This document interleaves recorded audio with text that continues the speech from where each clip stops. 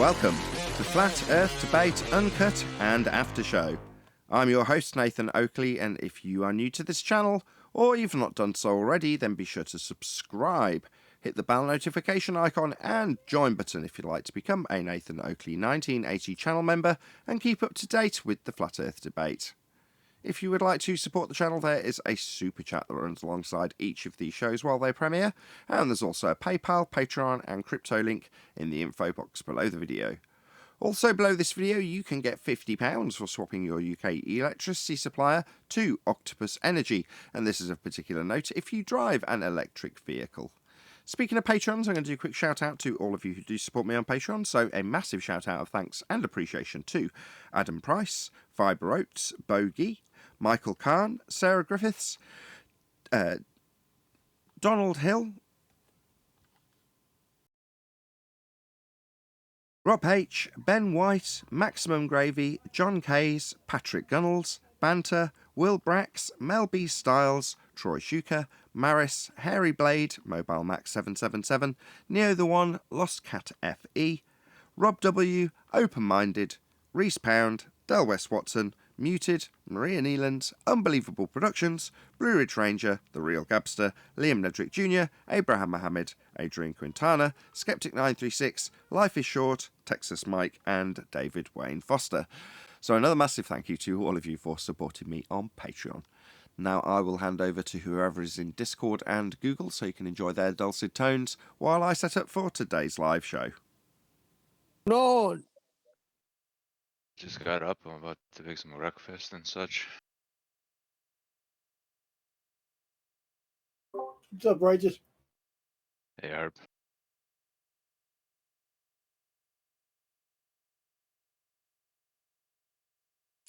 Well, if That's you're it? waking up and you sting this morning, you just sold your music catalog for $300 million.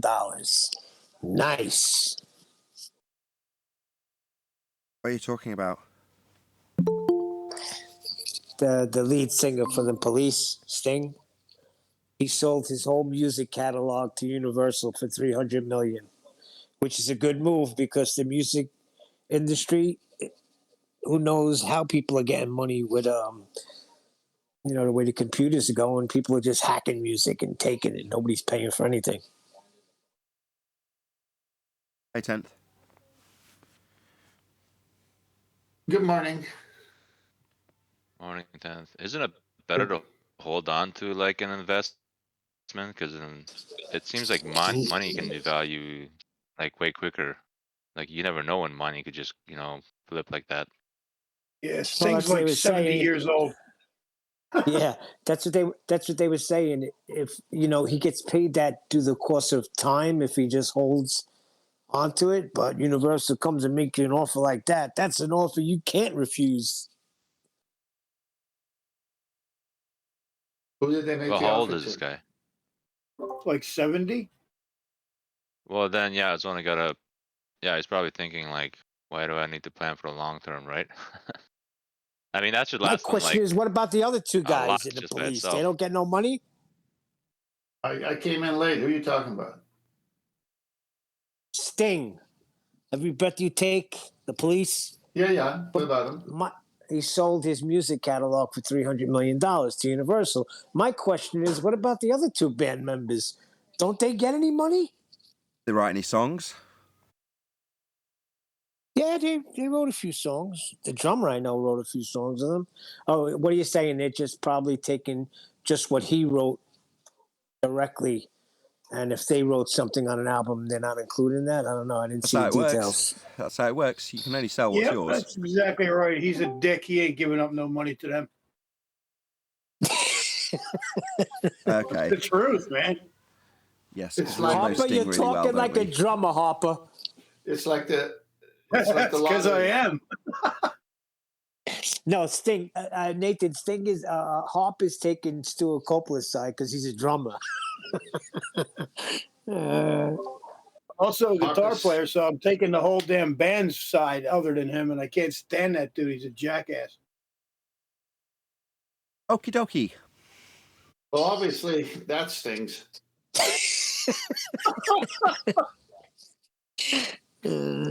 Yeah, My God. when the lottery winners are offered an annuity of so much per year for so many years, or upfront cash of the winnings, but it's a portion. That's this. It's kind of the same thing. So, can you do better with your own investment techniques with 300 million, or would you rather have somebody else using your money? So, I think Sting probably knows he can do better with 300 million as an investment himself. There's a song by that other group, the Steve Miller Band. Go on, take the money and run. That's what Sting did. Well, I mean, banks don't lend you money at 6% or whatever amount they're. Well, let's just say you want to borrow money to buy a home. So if they're going to loan you money for 4, 5, 6%, obviously they know how to make more money. So where'd they get that money from? Well, they got that money from the investors in the bank, who they're paying 1%. So they get, people go save in the bank at 1%. They take that money, loan it to the next door neighbor at 6% when he buys a home, make it 5%. The bank sounds like a big scam to me. How do we let that happen? That's not a safe place, Neil. Sting was already worth $400 million less than a year ago. So 300 more, that's $700 million. What's he doing with that? How many kids does he have? He's not giving it to his kids. He He's wants safe. them to make it on their own. He's setting it for a psychological recovery site for former drummers.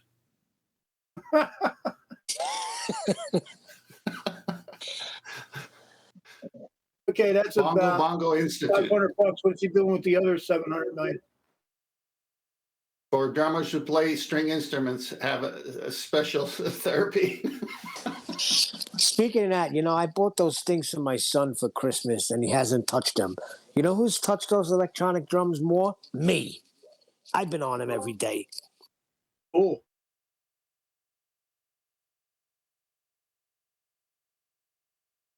Sounds like you're going to get caught in a snare, Neil. Be careful. Listen, God. does it You ever say stop anything with you? today without punning? It's just one thing. Say something without punning. Okay, I'll put my foot to the pedal and try to stop. Well, if you played on it, it's not exactly a symbol of your love for him, is it? Oh! If we get that other band, what was their name? Styx? Yeah, if we get Styx and Sting. We're on a roll. Yes, we are. Wow. Oh, my God. Nathan, listen, when Nathan just sits down and puns, I think he can out-pun you, 10th man. I really do. He does it. He's a younger man. I'll take it on the tension. Question that you did ask, the answer is simple. Previous generations forgot the way, right? They forgot information. A lot of things are lost. Great-grandfathers, great-great-great-great. A lot of that information's lost, man. How to do lands, land patents, how to pass down property, estate law, trust law. It's all lost. How many people can you go into a cafe and sit down and talk to them about estate law and how it works? Nobody. How many people go into a cafe and talk? Nobody these days. You're right. Nobody. Right. All that stopped. Sorry, we're Listen, grandfathers going into restaurants and disseminating their life's information to people there, were they? I know what he's saying, though, because where did this banking system start? That's number one. Number two, a lot of people didn't believe in banks. I know Rocky Marciano didn't. He kept his money in a mattress. He hated banks. And so did Hitler, by the way. Well, even proper banking, right? The rules, reading the advanced rules for banking tells you a whole lot more. Shows you that what you're doing with the banks most of the time is incorrect anyway. Realise the contradiction in that, Neil, right? So he put his government-issued banknotes in the mattress. Yeah, I know. That's why it's called a sleep number bed. No, back then they were backed by gold. Hard to sleep on gold. Nathan, I only know of a few people with U.S. Treasury notes. The rest of them got FRNs. They're not the same thing. Okay. Marciano had the gold backed by golden certificate. So the gold backed his money. Well, there's more to money than what people think, but again, that's the illusion, that's the veil. That's why I said proper banking, like advanced banking stuff, right? It shows you that you have to make your own DACA, your own terms and agreements, how you want them to handle your money while they're handling your money. How transfers are supposed to be declared, what they're supposed to be declared as. There's different types of everything in a bank. General is where you get screwed. Let me ask you a question. Say I'm a millionaire, which I'm not, but I have $20 million in the bank in America, and the stock market crashes like the Great Depression. So you're telling me that $20 million I got is just paper? No, it's governed That's by all the it is. value of the currency that you're talking about. If it's all actually tied up in banknotes, if metaphorically speaking, it's just a number on a screen. But if that currency is worth less as a result of that stock exchange crashing in that country, then your currency, which is worth less at that time, is worth less. But it doesn't mean that, suddenly you lose all your money because your money's not in stocks, it's in the bank.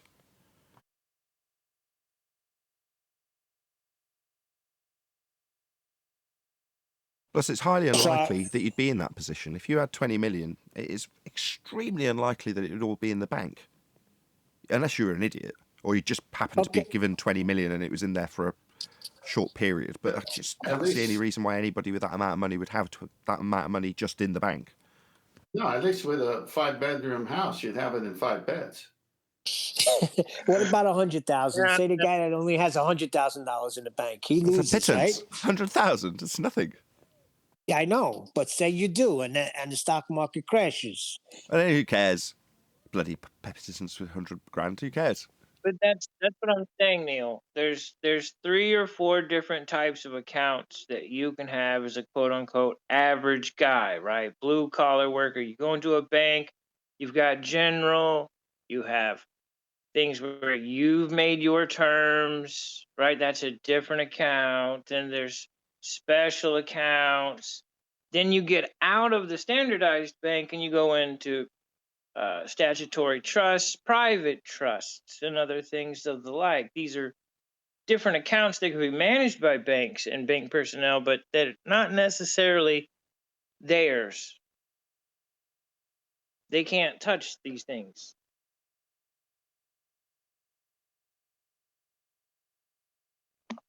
Anyway, fascinating though this is. Yeah, I'm glad we landed on this. Speaking of landing,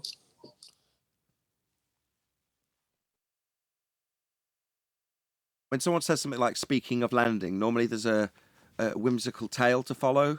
Neil? yeah, they were arguing about the moon landings yesterday on this thing I was listening to. It was actually pretty funny. They're still talking about the same things. The other guys are debating that there was a mouse seen in one of the spaceships. It's like they ignore everything that's said here. It drives me crazy sometimes. Are you listening to that stuff, Neil?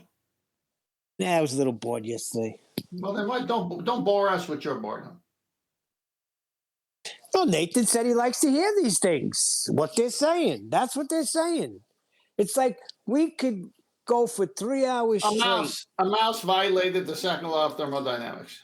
That's what I'm saying. They're not even hearing that. They're just like, we don't know what's out there. That was the answer. No human being knows what space is. The mouse knows. Get that mouse. Talking about NASA, right? I found. Yeah, but you might have read this. Sorry, guys. I found a document. Just talking about NASA. It's called. It's on their website. It's called NASA. The Future Is Now. I don't know if you've read it, but it's worth a flick through. It's just. It's from 2001, and it plans out what they've been doing since then and what they plan to do up to 2030.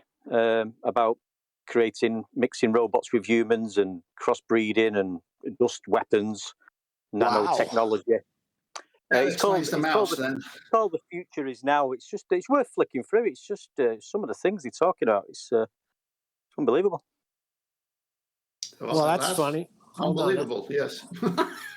That's funny because they're showing it on TV too. Because I was watching the Book of Boba, and that's what it is. It's humans mixed with machinery. Yeah, they say they want robotic everything by such a date. They've already trialled it out on mixing spiders with sheep, and it's all set out. It's on their document. It's an official document on their website. I just flicked through it and I thought, bloody hell. It's just worth a flick through just for interest. Just thought I'd mention it. Yeah, I was all seeing as them. That's all over the news. It's just not NASA. It's all these underground secret labs that these crazy psychopaths have doing all this kind of stuff. That's the correct word, psychopaths. Yeah. But remember the key word: unbelievable. I know that was the last thing he said, right? Righteous.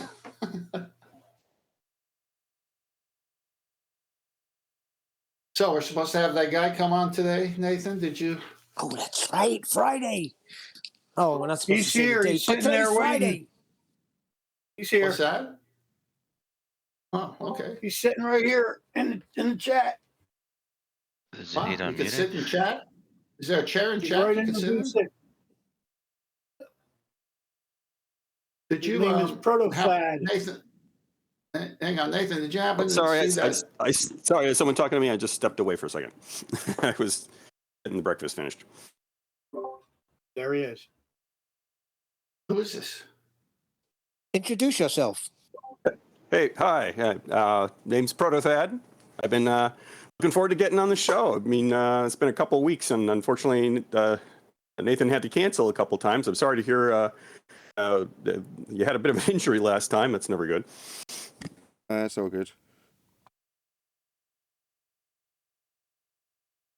Yeah, I was hoping to talk to you guys about the flat Earth version of celestial navigation. I know Quantum Eraser was hoping it would be some sort of big argument in Slugfest, but honestly, I'm not here to actually try and convince anyone of the globe or get into any kind of argument or something. I'm actually just very intrigued by what you guys have been talking about last few weeks. Some of the presentations that Brian has been doing and that 10th Man has done. But did have some questions about some of it, so I appreciate you guys letting me come on. Yeah. What do you mean flat Earth version of celestial navigation? Find that. Well, I mean, okay, I understand you've been going, to the actual documents, but the interpretation you've been coming up with them is that this is all happening on a flat Earth, which is very different than what even the documents themselves usually say, and certainly different than what I was taught back in the 80s when I learned to sail, and how I've been using it for the last 30 years. So, yeah, I just thought some of your ideas you presented seem to, from my standpoint anyway, present some conflicts. And I was hoping we could talk about those and, just have a nice conversation. Okay, so you believe that the sex and measurement came from the center of the Earth, then, if you're going to read it the way you want to read it, right? Well, that's not quite what they say. That's in the books. That's in the books. They say That's you in can the books. treat the angle the same as if it was from the center of the Earth. It's that whole parallel light thing. You guys have talked about it. I know you know the argument. I've seen you guys have talked about this, so it's Okay, hang on. So I could treat it that way, but I can't treat a right angle triangle working on the flat surface. I have to treat it working on the curved adjacent. Is that what you're saying? And there we go. That gets us now into the area I'd like to talk about, the right angle triangle. So because that's where I think we get into some interesting. Back to the original one. Can you achieve a right angle triangle at the center of the Earth using the equatorial plane? We are not getting a right angle triangle, so that's not really something we need to worry about. Oh, so all those citations that talk about triangulation and right angle triangles and 90. What's a 90? Can you describe a 90? A 90-degree angle is not a right triangle. Oh, really? You do have a right angle in a right triangle, but you need a right angle is just an angle. You need a couple more points to make a triangle. So when they say perpendicular, what does that mean? Well, perpendicular is you've got a right angle. No one's arguing that you don't have a right angle. That's what they said. You just said it wasn't that. You do use a right angle. said I'm it sorry, what's wasn't that? that. You just said it wasn't that when they say that the 90 is a perpendicular right triangle. You just said it wasn't. Now you're saying it is. No, I didn't say triangle. You have No, the right angles books. and right triangles are different things. You're missing the Okay, point. well, The I citations in think the books. No. The Hold books on a second. are saying Hold on, it's I'm confused. I perpendicular. just need clarity. Hold on. So, are you saying there is a 90-degree triangle directly below the star, or there isn't? Well, see, I'm saying there's not, but I realize you guys say there are, and I think that's Hold on. the issue Stop. that we need Just to one get second. to. So, Just one sec. So you're saying there is not a 90-degree angle directly below the star, so not forming a right angle triangle. you said triangle. So there is a right angle. There is not a right triangle. That is what I'm saying. There's not. How about we just back? Stop. Just need to get it clear what you're claiming. Mhm. So you're saying there's not a right triangle directly below the star. Correct. So why did you say that there was in this comment that I'm going to bring up now on screen? I'm going to read what you said. No, I think we all agree the Earth is flat, comma, and there is a 90-degree angle directly below the star forming a right triangle. Those are your words. I do not recognize that comment. It's your words. So where was this comment made? In Discord. By you. In Discord. Yeah, by you. It's got your name next to it. By me. Yeah. Okay. So you've already contradicted this that you've written. It's got your name next to it. I would have to look at that comment because that does not sound like anything You wrote I it. said, so. What do you mean you'd have to look at it? You wrote it. Okay, I'm gonna look this up here because Look it up. Stop. I got you to clarify 3 separate occasions. No, not a right angle triangle below the star. You said it 3 times. You clarified. Now I'm calling you a fucking liar. It's on screen by your own fucking hand. Now you're just completely contradicting that. You're lying about Stop. that comment then. 'Cause Stop talking. That's not something I would have said. Stop talking. Do you understand? Calling you a piece of shit liar. Been here about 30 seconds talking to us and you're contradicting something I've got by your own hand. Contradicting yourself immediately. What are you doing? I don't agree with you. Okay, you say Don't you've got agree. It's something on screen screen, you lying piece of shit. here. I don't see no. Don't screen here. stutter. How do I Stop bring that up? talking. You've been here about 30 seconds and you're already caught in a lie. It's got your name next to it. It's written by you. You've just Where on the completely screen? I don't see shut that. up. What part of shut up while I talk and berate you for your lies don't you get? Can I talk now? What, So while I'm this is telling your you to strategy shut is up? to go right While to I'm telling you to shut up, I got you to clarify what you are now denying and is written on screen for the audience. You've said quite explicitly, no, not a right angle triangle below the star. That's what you said 3 times. You clarified it. It's on screen in your own words. You're completely How do I see lying. what You're you're just seeing on the talking screen here? I'm in double Discord. speak I don't- nonsense and continually interrupting while I berate you for your double speak nonsense. Your own words. There is a 90-degree angle directly below the star forming a right triangle. Those are your words that you've completely contradicted within 30 seconds of being here. I don't see what you're supposedly showing. Nathan. Showing that how do you I see the completely picture? contradicted yourself. You told us explicitly not 90-degree triangle below the star. You clarified And it twice. Now you're I'm standing interrupting by that. again. You're I'm standing interrupting by me. that. There is You've no asked right- me. there You is no don't right understand, triangle. you said. Now I'm telling you and you're interrupting me. You belligerent little shit. You are contradicting yourself. You've made it explicitly clear that you're going to contradict what you have written down and posted in a public forum. What part of that don't you get, you double-speaking clown? I think you're misrepresenting me. It's on screen in black and white! I don't see that on the screen. You wrote it! Yeah, that's your claim, but I don't see it. Where is it on the screen? I'm on Discord. I can't. You're a see that. stuttering bitch, what you are. You wrote this. Now, the fact that you can't remember writing it doesn't faze me in the slightest. It just makes you a double-speaking, contradictory clown. And within 30 seconds of being here, I've got reference with your name next to it that completely contradicts the 3 statements you clarified for me. So, do you think I should be pissed at you? You're going to double-speak and contradict your way around your visit here?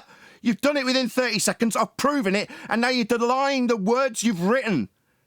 Can't you remember what you've written yourself? It's got your name next to it. Okay. No, okay! You lying, globe-believing piece of shit liar!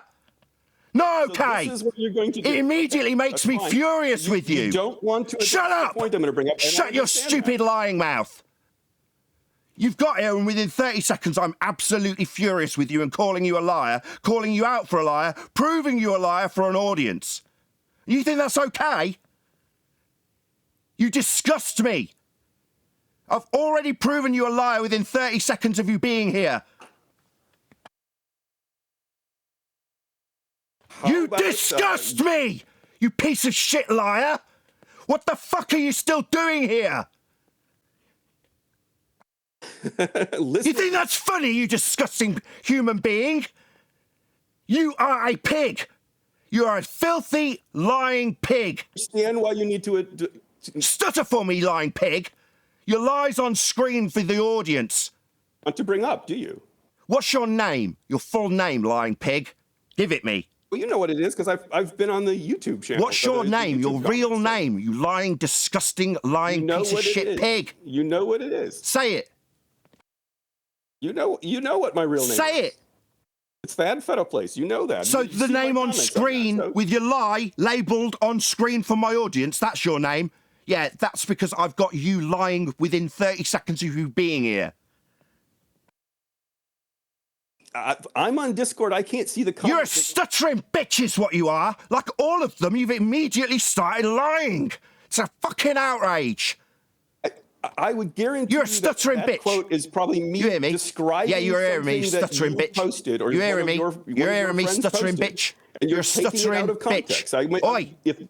Oi! You're a lying, stuttering, globe-believing bitch.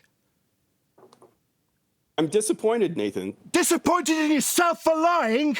You got here and in 3 separate occasions denied the thing you've posted publicly. It's on screen right now.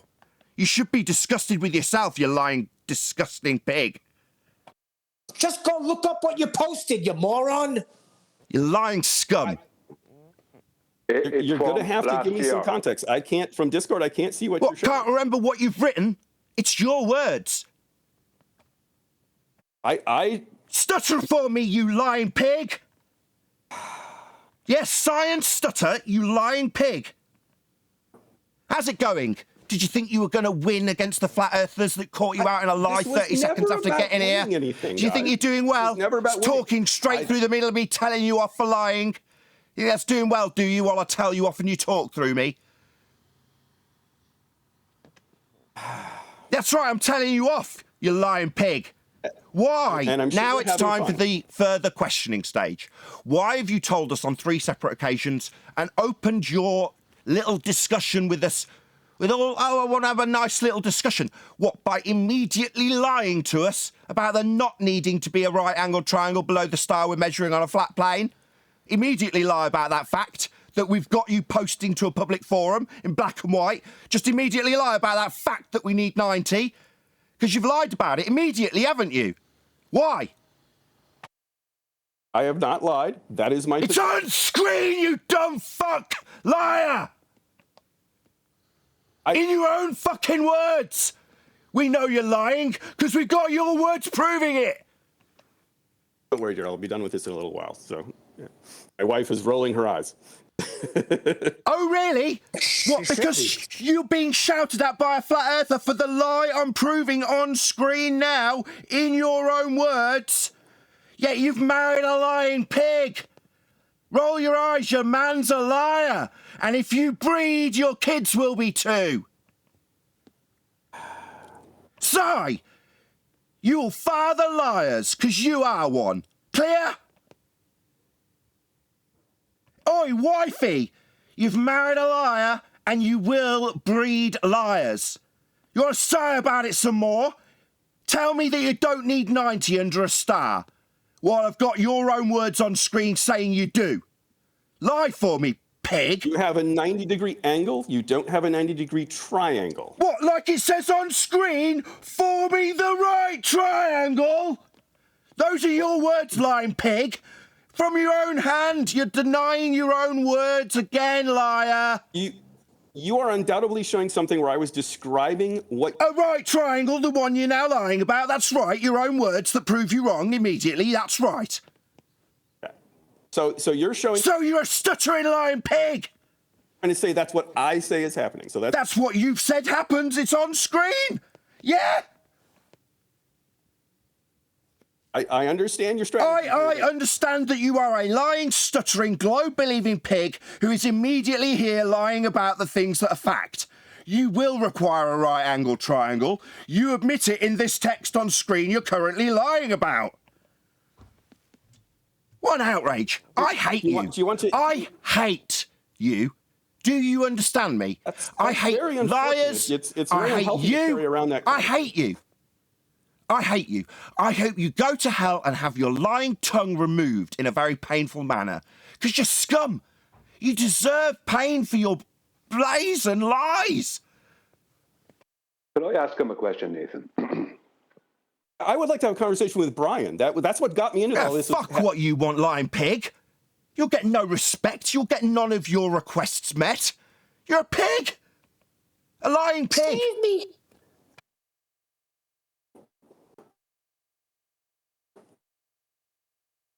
What have you got to say for yourself, lying pig? Why have I got you on screen, in your own words, describing a right triangle that you're now currently trying to lie about needing? Why are you lying to us? Because you're obviously taking something out of context. Forming the right triangle. That's what it says in your own words. I'll read it again. No, I think we all agree the Earth is flat, comma, and there is a 90-degree angle directly below the star, forming the right triangle. I was describing what... The fucking right triangle that you're now saying we don't need because you're a liar? Always said you don't need it. So why do you say we need it in this text, you lying pig? Cat got your tongue, lying pig? Cat got your tongue, lying pig? One who is taking things out of context. Not out of context. It's in context. I've read it verbatim. Method. I read it verbatim. Out of context? I read your words verbatim. The ones that completely prove you're a liar. Not out of context. In context, verbatim, you're a liar. Would you like to move on and actually... Move on from your lying piece of shit pig behaviour? No, I'll stay here indefinitely and call you a pig all day. Because you are one. A lying pig. You have a whole... You are a stuttering lying pig, bitch. I would like you to answer the questions I have. I don't want your questions. I want you to explain why you're categorically describing the formation of a right triangle with 90 degrees below the star, and you are simultaneously opening your visit here by telling us you don't need it. I was describing your method in that comment. I was describing your interpretation in that. No, I think we agree. We all agree. According to you, the Earth is flat. That's your opening statement in that text. So we're not discussing what I think when you specifically and explicitly state we all agree. Cat got your tongue, motherfucker! Okay. No, mate! Well, you're not discussing what I think in a stereotyping fallacy get around. You're discussing explicitly what we all agree on. That's what it says. Okay. Okay? No, bitch. You're currently telling us we don't need a right triangle, bitch. Lying bitch. Not okay in a high-pitched squeal, making you a lying pig. I understand you've... I understand you're a stuttering, lying bitch.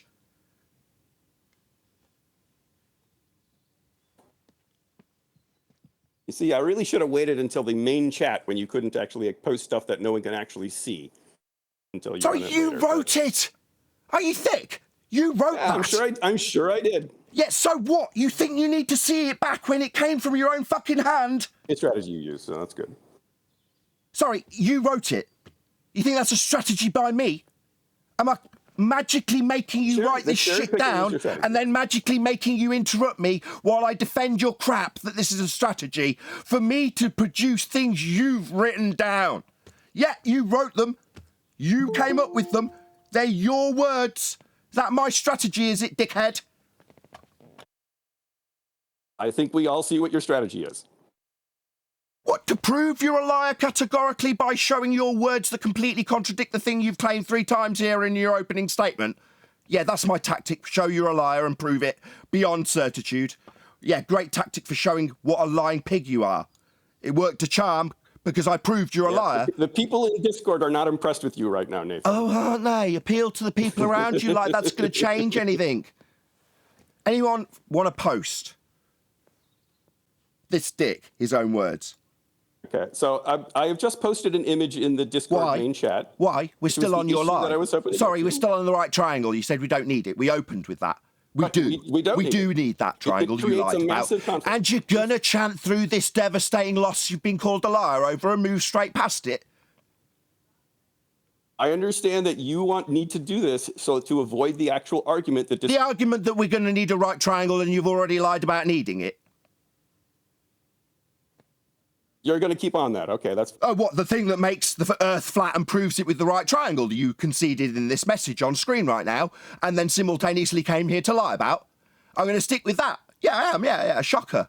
Okay, yeah, you can continue to do that. Yeah, Earth must be flat to get that right angle, that 90 degree. It must be flat to achieve that. As you declared in that message where you explained about the right triangle we need and are now lying about?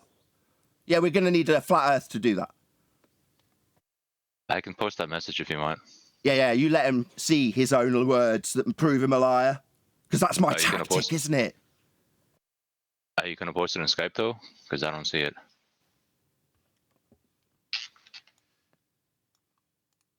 I can do it. All right. Hi there, proto-thad numpty dipshit. Sounds like somebody prosecuted you before. My buddy QE, how you doing? Yeah, shut up. Hey, Nathan, did you prosecute him on both counts yet? He immediately got here and started lying about needing a right triangle. Immediately. What was us to do? Yeah, gotcha. All right, so I'll post that in. I got that covered. Here's the charges brought against you. Numpty dipshit. That's 1. That's mathematical fraud. That's exhibit 1. The next charge is Dunning-Kruger double-speaking dipshit fraud. That's coming next. You're lucky he got you before I did, son. You bastard. My bad. I didn't know what else to do. Yeah, that's not a problem.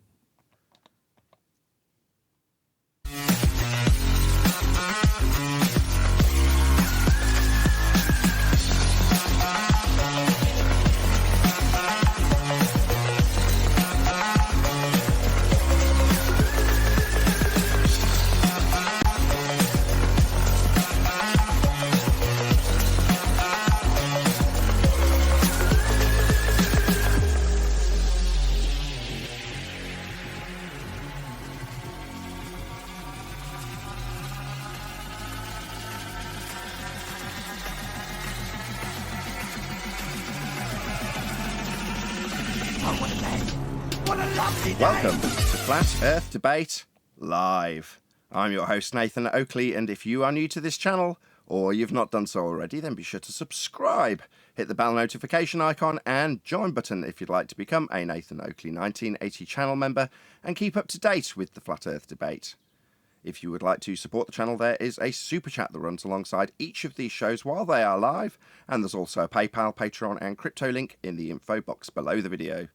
Also, below this video, you can get £50 for swapping your UK electricity supplier to Octopus Energy, and this is of particular note if you drive an electric vehicle. Most importantly, if you'd like to join the discussion, simply mute the page you are currently watching, then click the link in the info box below this video to join the panel and express your views on the nature of Earth. If you do join, please don't swear. If you do, you'll be ejected. And if you are, please don't try to rejoin the stream using sock accounts. You'll be warmly welcome back on the next stream. Please also share the show on social media. Sharing the show obviously increases the live audience, but this in turn increases the chances of a more diverse panel. So please share the show on Facebook and Twitter. Now we are joined by Neil, 10th Man, Brian's Logic, John, Refracted Curvature, Arwin, and a whole bunch of people in Discord. So welcome one and all. Good morning. Forgot to mention a liar. Hey, good afternoon. Afternoon. Good to have you all. Happy days, one and all. We're going to rattle our way through housekeeping, so feel free to join in from Discord. Slate is clean, so to speak. Any evidence of a physical geometric sphere edge horizon formerly known as the curve of the Earth? Negative.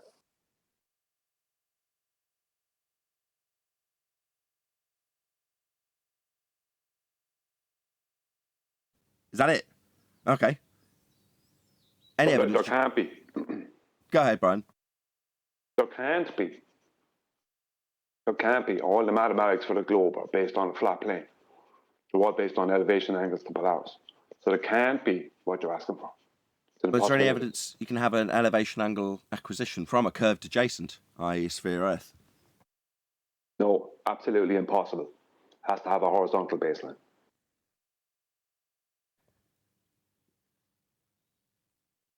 I'm not hearing any objections. Shocking.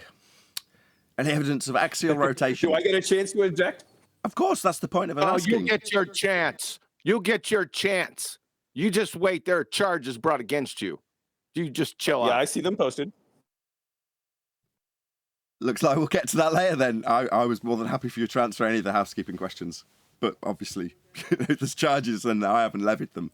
QE has. So, I stand under him in this regard. Let's just bypass this. Let's get to the charges because I feel like I need a shower already, right? So Okay. Let me preface what QE's about to do. So we've got a guest who wanted to show us how we could have curved adjacents, etc., etc. And before we've even got anywhere, we've had lies in the pre-show. Now, as a result of that, I've had to produce evidence that I had privy to. So I've basically completely undermined QE. Hopefully you won't tell me off afterwards. But with that being said, the audience is now in the know. Go ahead, QE. Your Honor, I'm going to have to garnish you your wages. I know, I'm sorry. So, listen up. It's going to be me. I'm the prosecutor. Protothad, you're the defendant. So no one should be talking except me and you and the judge. That's the distinguished Nathan Oakley, his worshipfulness. So, we got 2 charges against you. They will be evidenced by exhibits 1 and 2, respectively. Charge number 1, mathematical fraud. And charge number 2, Dunning-Kruger double-speaking dipshit fraud. Your Honor, could you please post to the jury exhibit 1? Done. So, Protothad, on 4 February, you said, but here is this thing. We don't actually use a triangle or do triangulation when we do celestial nav the globe way. So there is no adjacent side, curved or otherwise.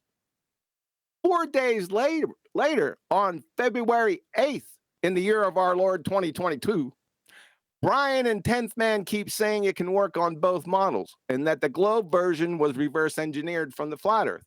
But that doesn't actually work mathematically. The angles you get on flat Earth will never be the same as what you read from a curved surface. It is basic trigonometry. I got that highlighted, which seems to be a blind spot for them. Really, blind spot. Okay, I agree with that. I'm not done yet. Oh, you agree? There is no agree, disagree. This is what you wrote. So, can you please tell us how you can have trigonometry and not have any triangles for us, please? That was my point. Define trigonometry. If you want to get the simple definition, it's the mathematic of triangles, of angles and triangles. So, how the hell can you tell everyone it's basic trigonometry, and on the other side of your face say we don't have any triangles? That's the point. You're not using a triangle when you're doing celestial navigation. If you try and use trigonometry to determine your location, it doesn't work.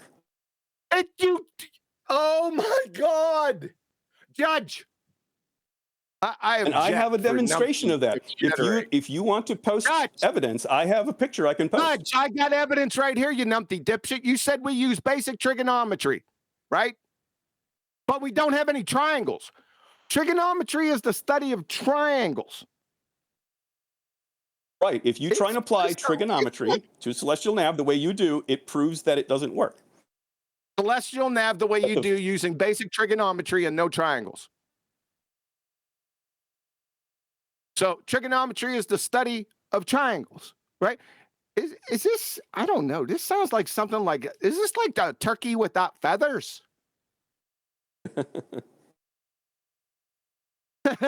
It's crystal clear. Would you like to actually get into the, would you like to get into the mathematics interrupt of me it? now. Your Honor, objection. Can we please have the defendant explain how he's using trigonometry without triangles? It seems like he's suffering from Bob the pseudoscience fallacy fuckwit guy disease. In that, I'm saying I was using trigonometry to explore your interpretation and show that it doesn't work. My interpretation. So you're using trigonometry without triangles, sir. Fraud. No, I said I was using it. I was setting up your version of it with a triangle. No, you aren't. Showing that the angles do not represent what we see in reality. You said, and that is what the second comment you're going to bring up. That is exactly what that is about. Yeah, don't I was worry showing about that if you that. take the flat Earth We're version sticking with this one right and now. use a triangle, it doesn't work. And you're taking it out of context. It's not out of context. Everyone can see it. What's the context? The context that I was looking at it from the standpoint of the flat Earth and saying, let's try and use a triangle the way you guys say it is. Let's assume the Earth is flat. No. I object, Your Honor. He's lying. That's not the context of your first post. Not the first one. I'm looking at the second one. We don't actually use a triangle when we do celestial nav the globe way. That's the context. Absolutely correct. You lying weasel. Exactly right. You're a weasel. You're finished. You're finished right here. I don't need to post the second charge, but I will. Okay, that's good. You're done. Charge number 2. Dunning-Kruger doublespeak dipshit fraud. Again, we're going to go with his first comment that we've seen previously. But here's the thing. This is from Protothad. But here's the thing. We don't actually use a triangle or do triangulation when we do celestial nav the globe way.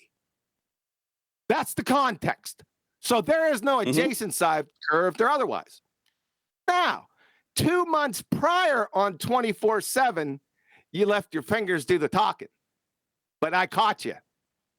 Protothad, just 2 months ago, folks. No, I think we all agree the Earth is flat. And there is a 90-degree angle directly below the star forming the right triangle.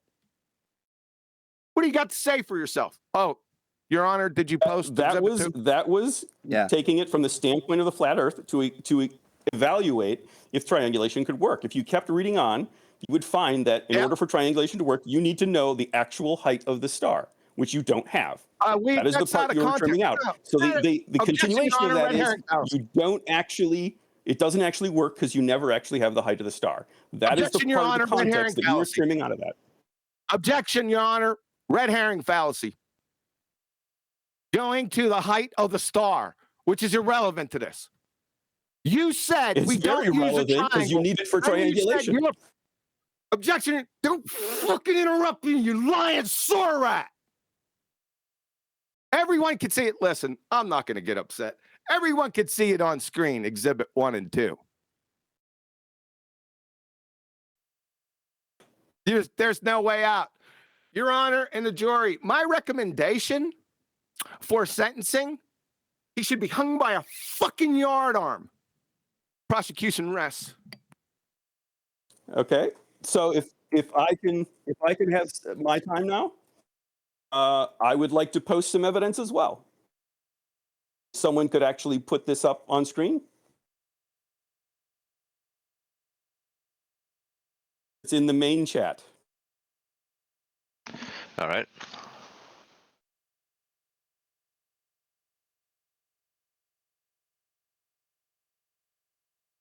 All right, should be in Skype.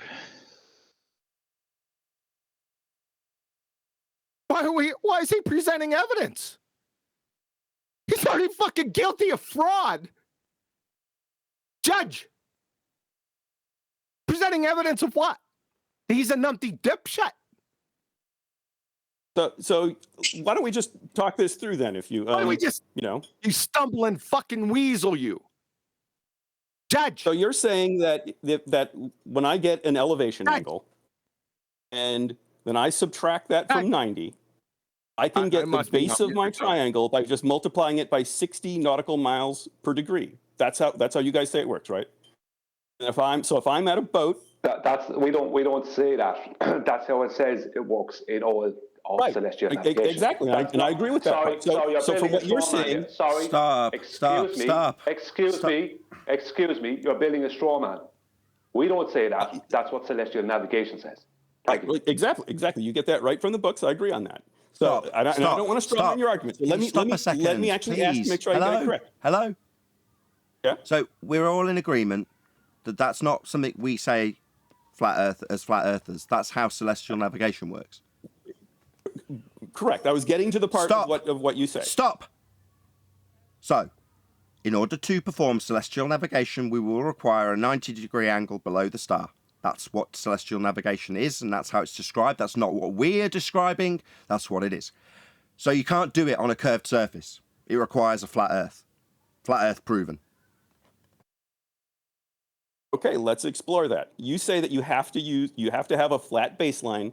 No, that's how celestial navigation is done. We just established that. No, you didn't. Yes, we did. We agreed that's how it's done.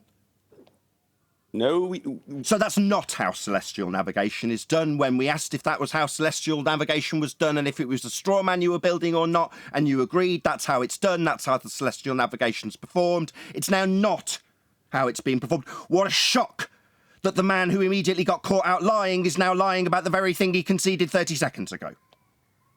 How do we use a 90 degrees then if we don't have a flat horizontal baseline? How is that used? Because that is used all the time. That's how every circle of equal latitude is established, starting with a 90-degree angle. 2 90-degree angles, one at the observer, one at the GP of the star.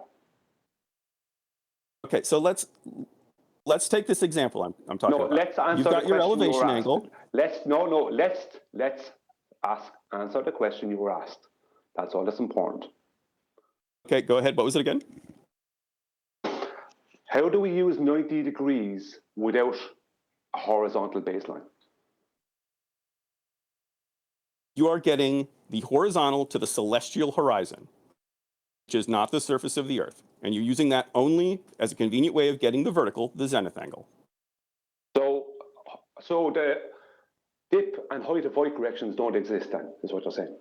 The dip corrections absolutely exist. They exist because the Earth curves below the celestial horizon. You need to correct to get it horizontal because the Earth dips below. Sorry, you have to correct to get it horizontal, to make it flat. Right. Because the Earth is not flat, that's why you're correct. Sorry, you just said you have to correct it and make it horizontal, and now you're telling me that that correction you just described to make it horizontal isn't flat? Yeah, it is. Stutter for me. That's correct. You're making it horizontal. That would be flat. Okay. Yes, so you've corrected your dip, that you think is a sphere dip correction, to be flat then. See, this is the point you get... Sorry, so that would be a yes. You've corrected it flat. We've had to make it flat because the... That's right, we've had to make it flat. To do celestial navigation, it's got to be flat. And you, the globe-believing Fundy, have just made it flat with this correction. So we're all in agreement it's got to be flat. You've just made it so, correct? The celestial horizon has to... So that's a yes. We've made it flat. You have just made it flat. Yes is the response I'm looking for, an affirmation of what you just declared when you made your correction and corrected it flat. Yes? Laugh it up. That's right, it's flat. Earth's flat. That laugh is because you understand and I understand that your correction just made this maths possible, and possible because Earth's flat. That's how you corrected it, didn't you? Laugh again. So Nathan... So stutter about how you're not going to concede the thing you've just described, the correction to horizontal, making it flat. You still haven't said yes, you've just laughed. Because you're wrong. I'm wrong. You were the one that corrected it to be horizontal. I'm wrong. I confirmed what you told us. And you got it backwards. So when you said you corrected it to horizontal, that was backwards, was it? We're actually correcting it to be curved, are we? The Earth was flat. Sorry, we're correcting it from the curvature Sorry, of the you're Earth not to get to a listening. flat I got it backwards. I heard that. So I'm clarifying what you meant by that. We're actually correcting it to be curved like your sphere Earth you believe the ground is. We've corrected it curved, right? Or did we correct it flat? We went to the flat. Flat? So that's a yes then? Rather than I've got it backwards, we definitely did make Earth flat to do this. The surface of the Earth. Is the celestial horizon the surface of the Earth? We made it flat, right? Flat. So you're not going to concede it because it's too painful? You've made this correction. We've got Earth flat. We've got our 90 below the star. Your sphere Earth's been corrected flat. Because it's on a flat table. Is that? So we're talking about flat tables now rather than you conceding that you've made the entire world flat with your correction. You're just not conceding that, even though it's what you described and told me that I've got it backwards and we've clarified we're not making it curved to do this trig. We're making it flat. Has anyone posted that? Is anybody ignoring me completely? That'll be you. Yes, somebody's ignoring me completely. You've made Earth flat with this correction. You can't just seem to say, yes, that's right, I made Earth flat with this correction. Do you want to just confirm that's what you've done? I went to the celestial horizon, which is flat. You seem to be quivering in your voice. Do I scare you? Just still looking for the same affirmation of your correction you've just made. Flat, right? The horizon mirror points to the visible horizon, not a celestial horizon. And a dip and height. And that's what you have to correct away from it. That's exactly it. The horizon mirror points at the visible horizon, which is below the celestial horizon. So you have to correct it horizontal. It corrects the vertex. The dip and height of void correction corrects the vertex to the water, the surface of the water underneath the boat. The horizon mirror on the sextant points to the visible horizon. You create geometric horizon, by the way. You create a 90-degree right angle at the observer and a 90-degree right angle at the GP of the celestial body. You're talking completely rubbish. That is correct. What you're claiming, I know what you're claiming with your straight line off out in the middle of nowhere. You don't seem to realise that won't work on your sphere because that straight line won't match the distances that it will cover across the surface of the sphere. It actually does because I've graphed it. No, it doesn't. It doesn't. What you're trying to do is create circles of equal altitude, right, which are 2D onto a sphere.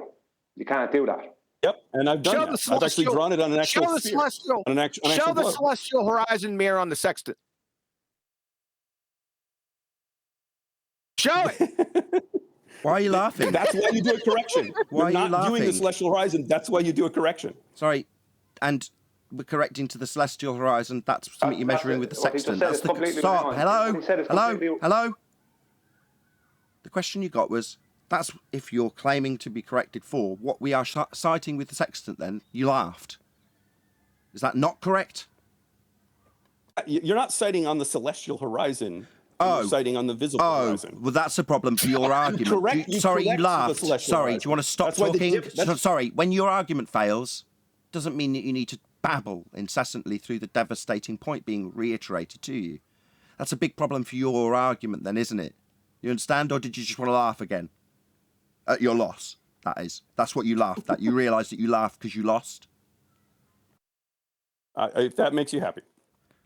Me, you were the one laughing, Sunshine, at your own loss. So we're not citing the celestial horizon in the sextant then. That's not what we're correcting for when you made it flat. You also laughed. You're correcting it and now interrupted because you're detecting that I'm going to point out that the correction made it flat. You laughed at that too. Do you want to tell me that that makes me happy? It seems like you're projecting quite a lot of your own amusement at your own losses onto me. I didn't laugh when asked about the correction to flat that you made. You did. If it makes you happy correcting it to flat, we can carry on after the correction to be flat, to get 90 degrees to do triangulation. Something you lied about in your opening gambit here. Needing that 90. Okay, so triangulation. No, okay. Again, you tried to tell me it was okay last time I summarised your lies about needing 90. And now we're correcting to make it flat so you can get 90, the one you lied about when you first got here. If it makes you happy to lie about needing 90 and then explaining how you correct Earth flat to get 90, maybe you can laugh for us again. If it makes you happy to laugh about your losses, which you do. Okay, So in order to acquire this 90 degree, we're going to need a flat plane. It's going to have to be flat to have this 90 degree angle below the star. Earth must be flat to do this.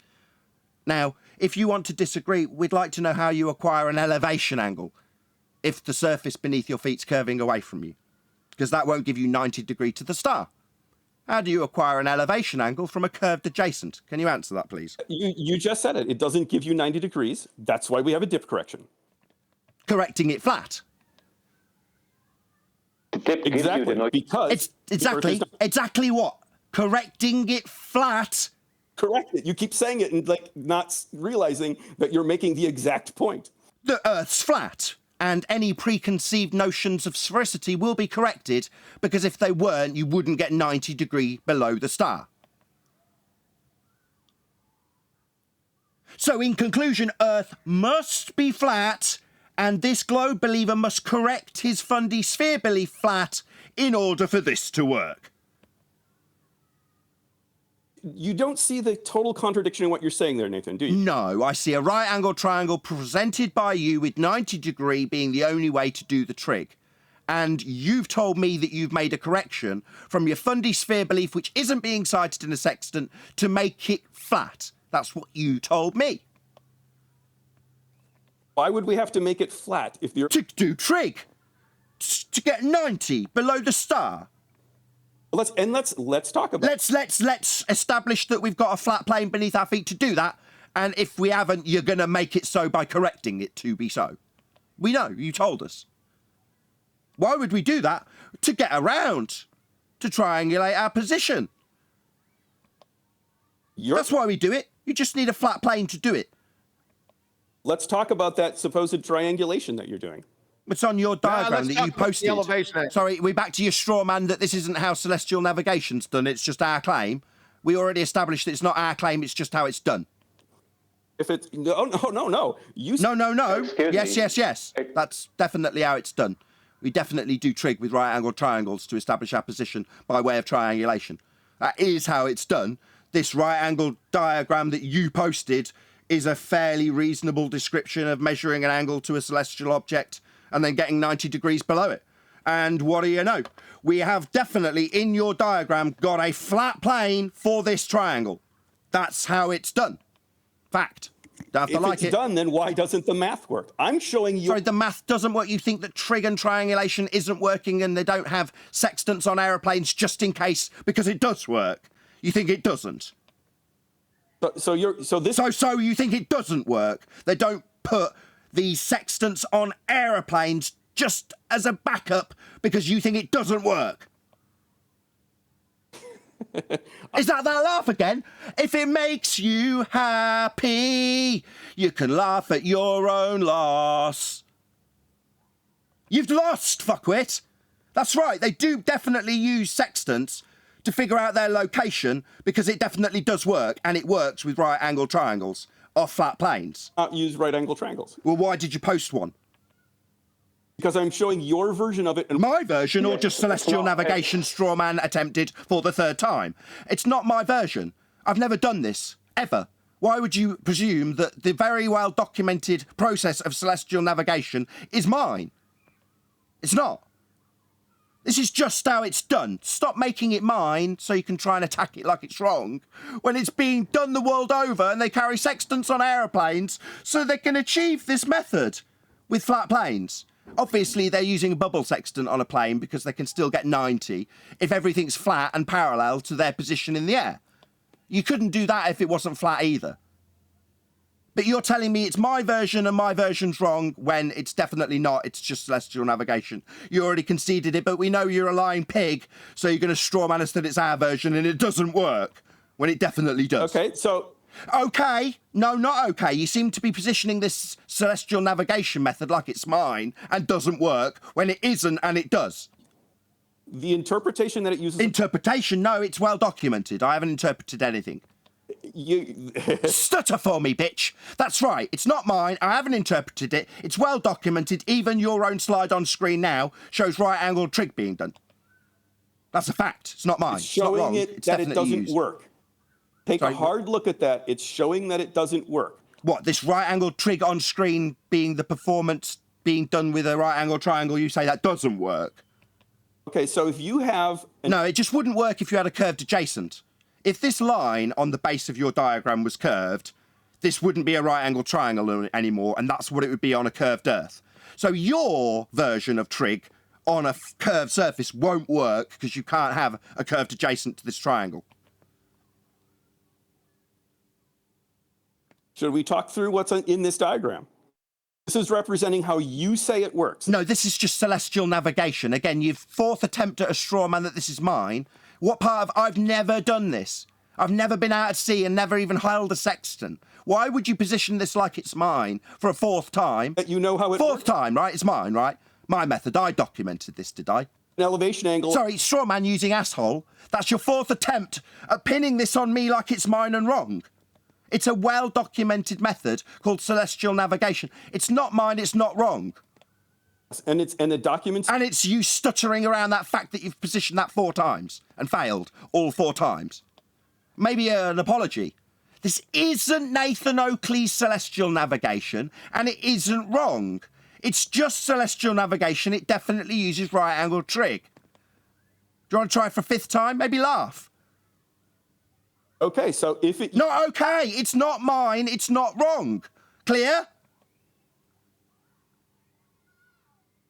Yeah, that means can you stop trying to burn that straw man? You've done it 4 times. 60 nautical miles per degree, you are agreeing you're not using a right triangle. Sorry, why am I agreeing? You debating with celestial navigation as a process now?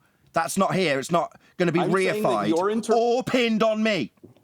He never agreed to not use right triangles. He's saying that you're using right triangles. You're making stuff up as you go along. You're pathetic. This is pathetic. I am showing... Okay, Brian, I respect the work that Brian, that you and 10th Man have put into reading this stuff. And so I would love to have you guys look at this diagram. No, you don't, because you couldn't. How could you do that and come in and go on with the nonsense you're going on with?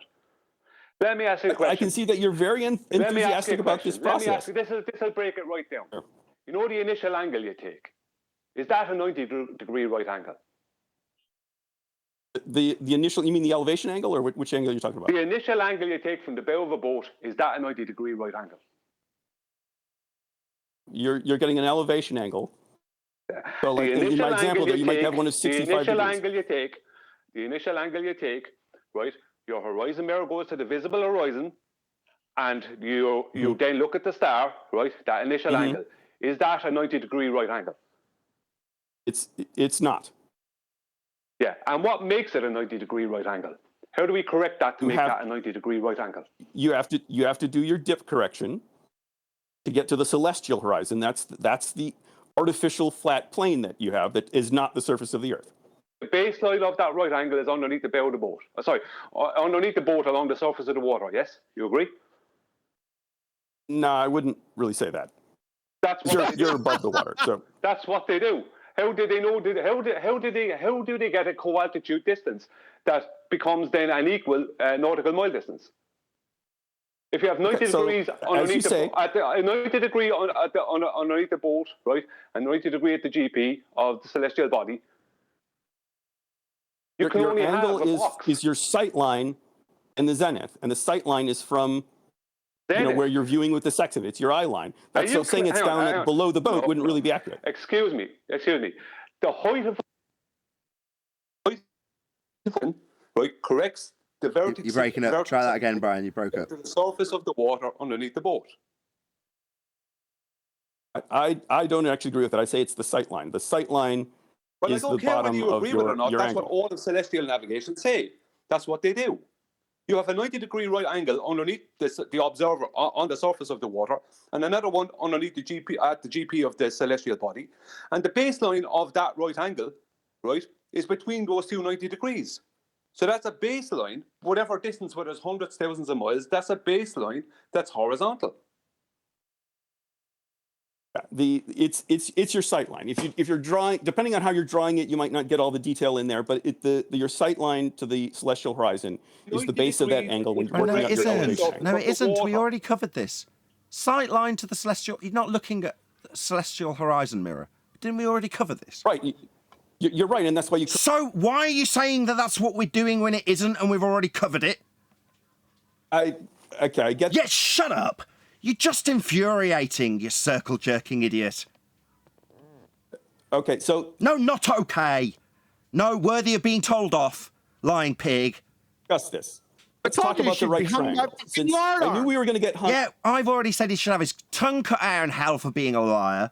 And yet here we are with him circle-jerking us around, claiming that you've got celestial horizon mirror and sextants, because that's what we're citing, because that's the line of sight that's straight now, right? Do you agree that when you double the complementary angle, that you double the base of your triangle? Can't get that angle off a curved surface. How'd you get the angle off a how'd you get the angle off a curved surface with refraction, sphere-shaped air? How'd you get that angle? So you don't want to answer that question. How do you get the angle that you've just asked me about? You've said we get an angle. You do not on a curved surface. You do not get an angle off a globe. No, you do not. So it is impossible. So when you ask me about an angle, I say welcome to flat Earth, because you're gonna need a flat plane for that angle. And when I ask you where you get it, you don't just tell me where you get it. You start asking me questions. No, you've asked me about an angle measurement. You're gonna need a flat plane to get that angle. If I measure an angle between two... Yeah, you're gonna need a flat plane to do it. Let's not just talk about getting it and then move past it. You're going to need a flat plane for that angle. What part of that aren't you getting? 10th man has described to you how... Sorry, 10th man's not going to save you. Earth is flat. The angle he's asking me about required a flat plane to measure. Fact. Got a response? You don't need a flat plane to get How do you measure an elevation angle with a curved adjacent? How do you measure an elevation angle with a curved baseline? Okay, so you think there's a right triangle, so we're not going to get an answer? Off a curved surface, he doesn't get an angle. He's lost. That angle required a flat plane. He's asking me about the angle. I ask him where he gets it, because he gets it from a flat plane. That's a fact. You can get angles from the edge of curved surfaces. Edge of curved surfaces? We debunked your tangent point horizon. Black Swan. You haven't got a tangent point horizon anymore to get that, I'm afraid. Didn't you know? I understand. Stutter for me. We don't have a tangent point anymore. We debunked that with the Black Swan. Were you unaware, or do I need to run you through the Black Swan? So you don't want to actually look... Sorry, you've just claimed we've got a tangent point to get a straight line from. I say no. Do you understand or don't you? No, you do not have a tangent point. Wrong. Do you need me to run you through the Black Swan? Third time I'm asking. Or not? Do you understand or don't you? Are you stuttering for me and it's infuriating? Do you need me to explain why you don't have a tangent point as you have just claimed or not? That would be a distraction from... From the fact you've claimed you've got a tangent point? Yeah, you've just claimed you've got a tangent point. No, you don't. Do you need me to explain why you don't or not? Fourth time. Do you agree? No, I don't need you to ask me what I agree with. I need you, who's just claimed you've got a tangent point to get a straight line from, to explain whether or not you need that explaining to you. Do you understand that you do not have the tangent point you just claimed? Yes or no? We have the tangent point. No, you don't. If the Earth was a sphere with a radius of 3959 miles, then every distance to horizon measurement, that's your tangent point, could be no more than 1.2 times the square root of the observer's height in feet. That's the physical tangent point distance. And the black swan image shows the horizon, that's your tangent point, beyond the physical limitations of an Earth with radius 3959 miles. Therefore, the horizon is not a tangent point. So, no, you don't have a tangent point to get your straight line. Back to my original question. Where do you think you're getting one? You're not. Cat got your tongue, lying pig. I understand you don't want to talk about the right triangle. The right triangle that you said we don't need at the beginning of this when you started lying about needing one. Absolutely right. Yeah, we're right, you're a liar. We also know you've just claimed a tangent point and are yet to concede that you don't have that tangent point you're about to launch into discussion about. I'd like you to concede. I have the tangent point. No, you don't. I just explained the black swan to you. Are you thick? Slow? Maybe weren't around for the last 2 years? Definitely haven't got a tangent point. That's your horizon. So do you agree that if you double... Sorry, you're going to ask me what I agree with? You haven't got a tangent. That's what you're saying. You haven't got a tangent. We debunked it. Black swan.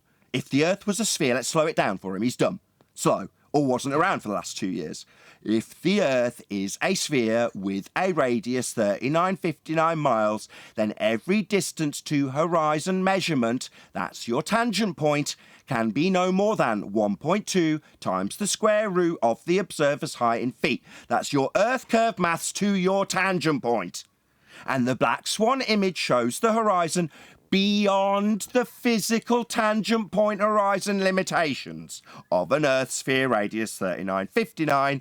Therefore, the horizon is not a tangent point.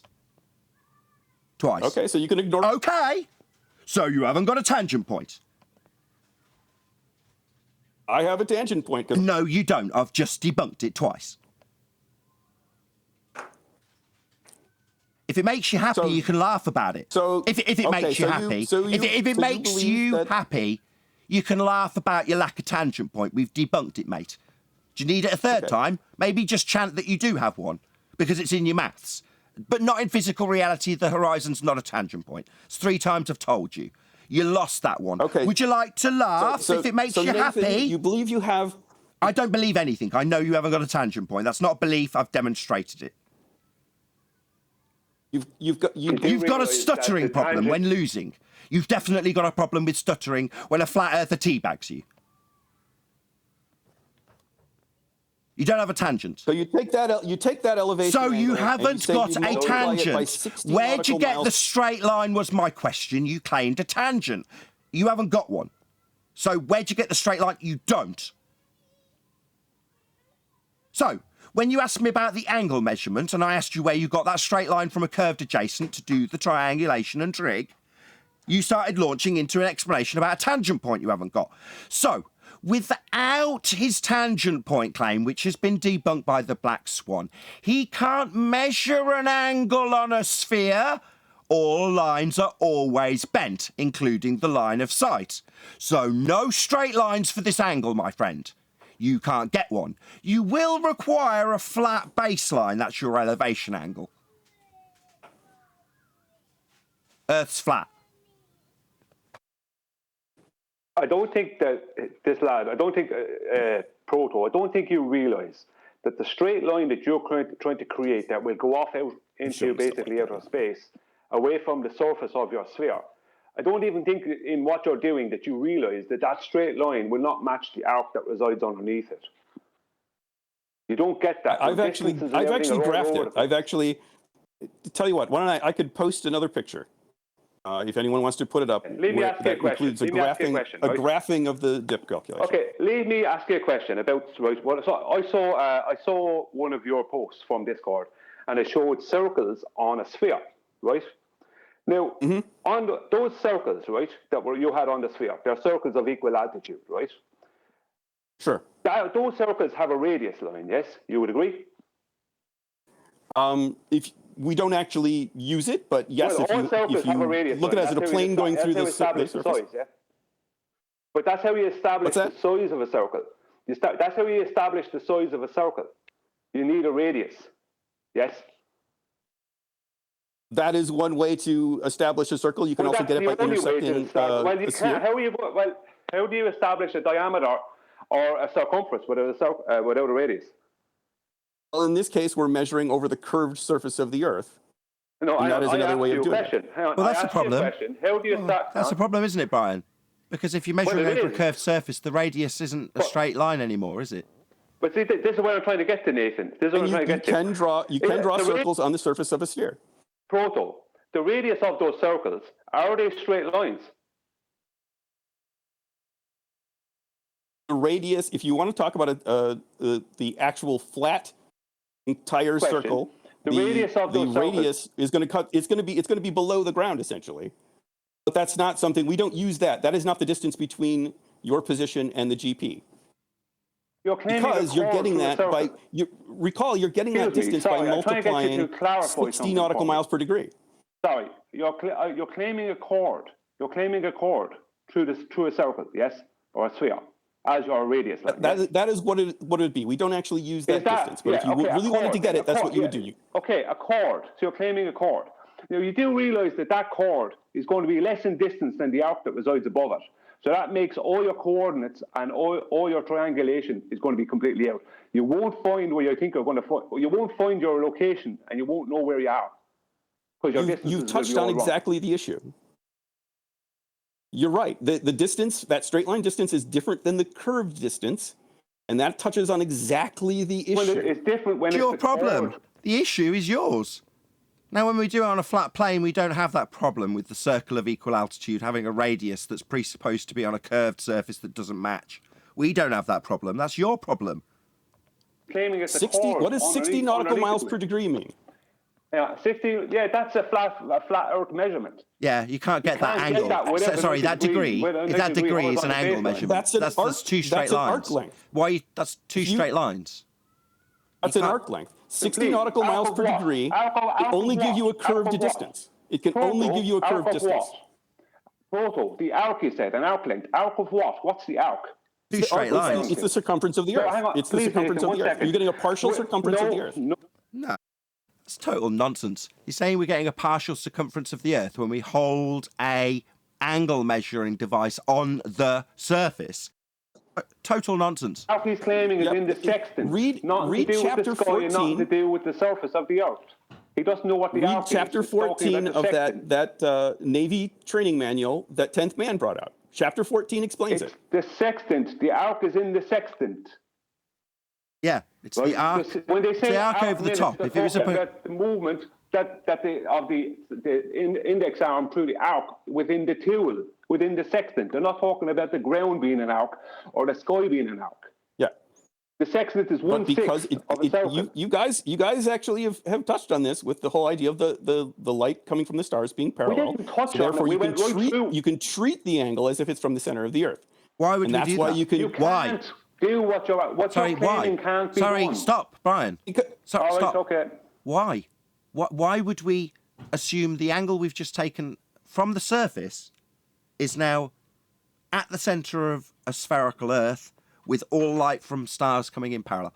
Why would we do that? Because parallax effect. Parallax effect lets you do that, and then that lets you find the arc of that path between you and the GP over the surface of the Earth. That angle actually traces that out. That's what 60 nautical miles per degree means. And that can only give you... That's back engineering from a flat plane. That's back engineering from flat Earth elevation angles. The trigonometry doesn't work for that. It's not. It's back engineering. Stop. Okay. So this starts with an elevation angle measurement. Right. What's that? Okay, so... if you've got an elevation of 65 degrees... That's not what I asked. Stop. What is an elevation angle? With that, please. It is the elevation of the star over the celestial horizon. Negative. That is not the definition of the angle of elevation. We need a citation with angle of elevation, son, right now. You can refer to it from the visible horizon, but then we correct it to the celestial Incorrect. horizon, and that is the number we use. Stop. Incorrect. That is not the angle of elevation. We want you to need a define- citation.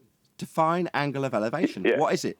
He'll be able to support that with something official, surely. You've got the documents that say it. Well, just let's hear I've been what looking at the same so ones you far, have. you've been twice And we don't wrong. claim it. Hello? You don't know what an elevation angle is. Do you want me to just summarize it? You're asking us now to go and do what we're asking you because you've defined it incorrectly. So I'm calling you out as not knowing, and we're saying because we think you're wrong or don't understand what an elevation angle is, we're giving you an opportunity to cite it. Don't just say, "Oh, you've got the documents." No, we think you don't know what one is. So We'll find it referred to as an elevation from the horizon or from the celestial horizon, depending on how detailed the document gets. But the There is no one we celestial use horizon. is from the celestial horizon. Stop. It's from the horizontal. Stop. They'll also say from the horizontal. Hello. No. Do you know what a citation is? Don't just make up some shit on the spot. Do you know what a citation is? We could go on a scavenger hunt right now, and then we have to sit and have some. We don't need to. desperate- Let's just summarise that you do not know what an elevation angle is. You're a clown, and you don't know what one is. Describe So what it we was. won't be going on a. While we're saying this, I have 10 citations for what an elevation angle is in front of me. I don't need to scavenge anything. You, on the other hand, don't know what one is.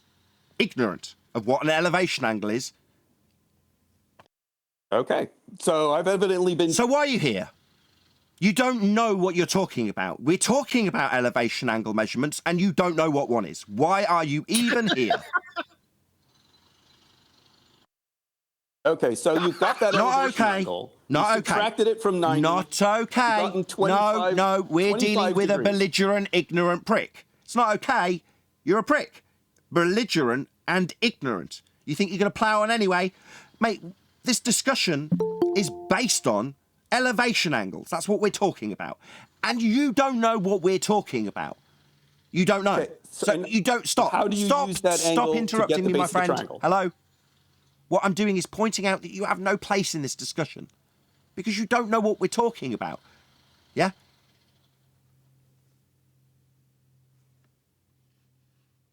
Hello? Okay, so if you know it so much better, That's not Describe to okay. me.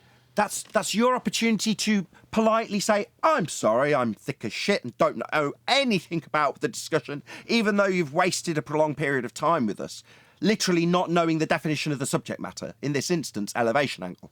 You don't know what that is, but you're saying okay when I'm basically telling you, you don't belong here, ignorant fool.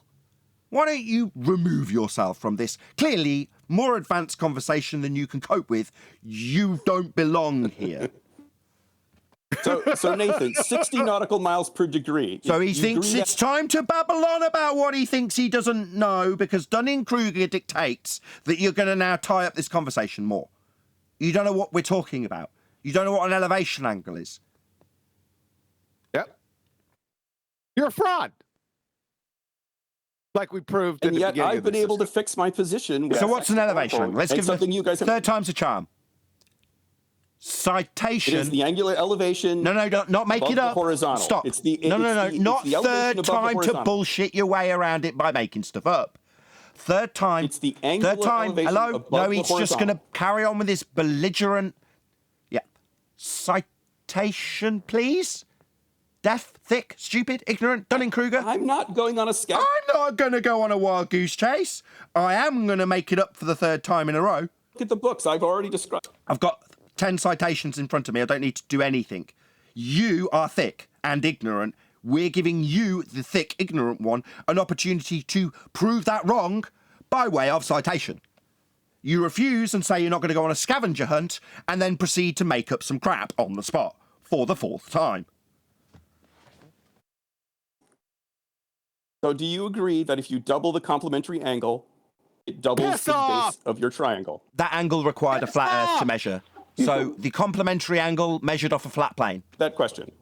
Complementary angle that isn't using a tangent. This is where we got last time. Angle, flat Earth needed. Hello?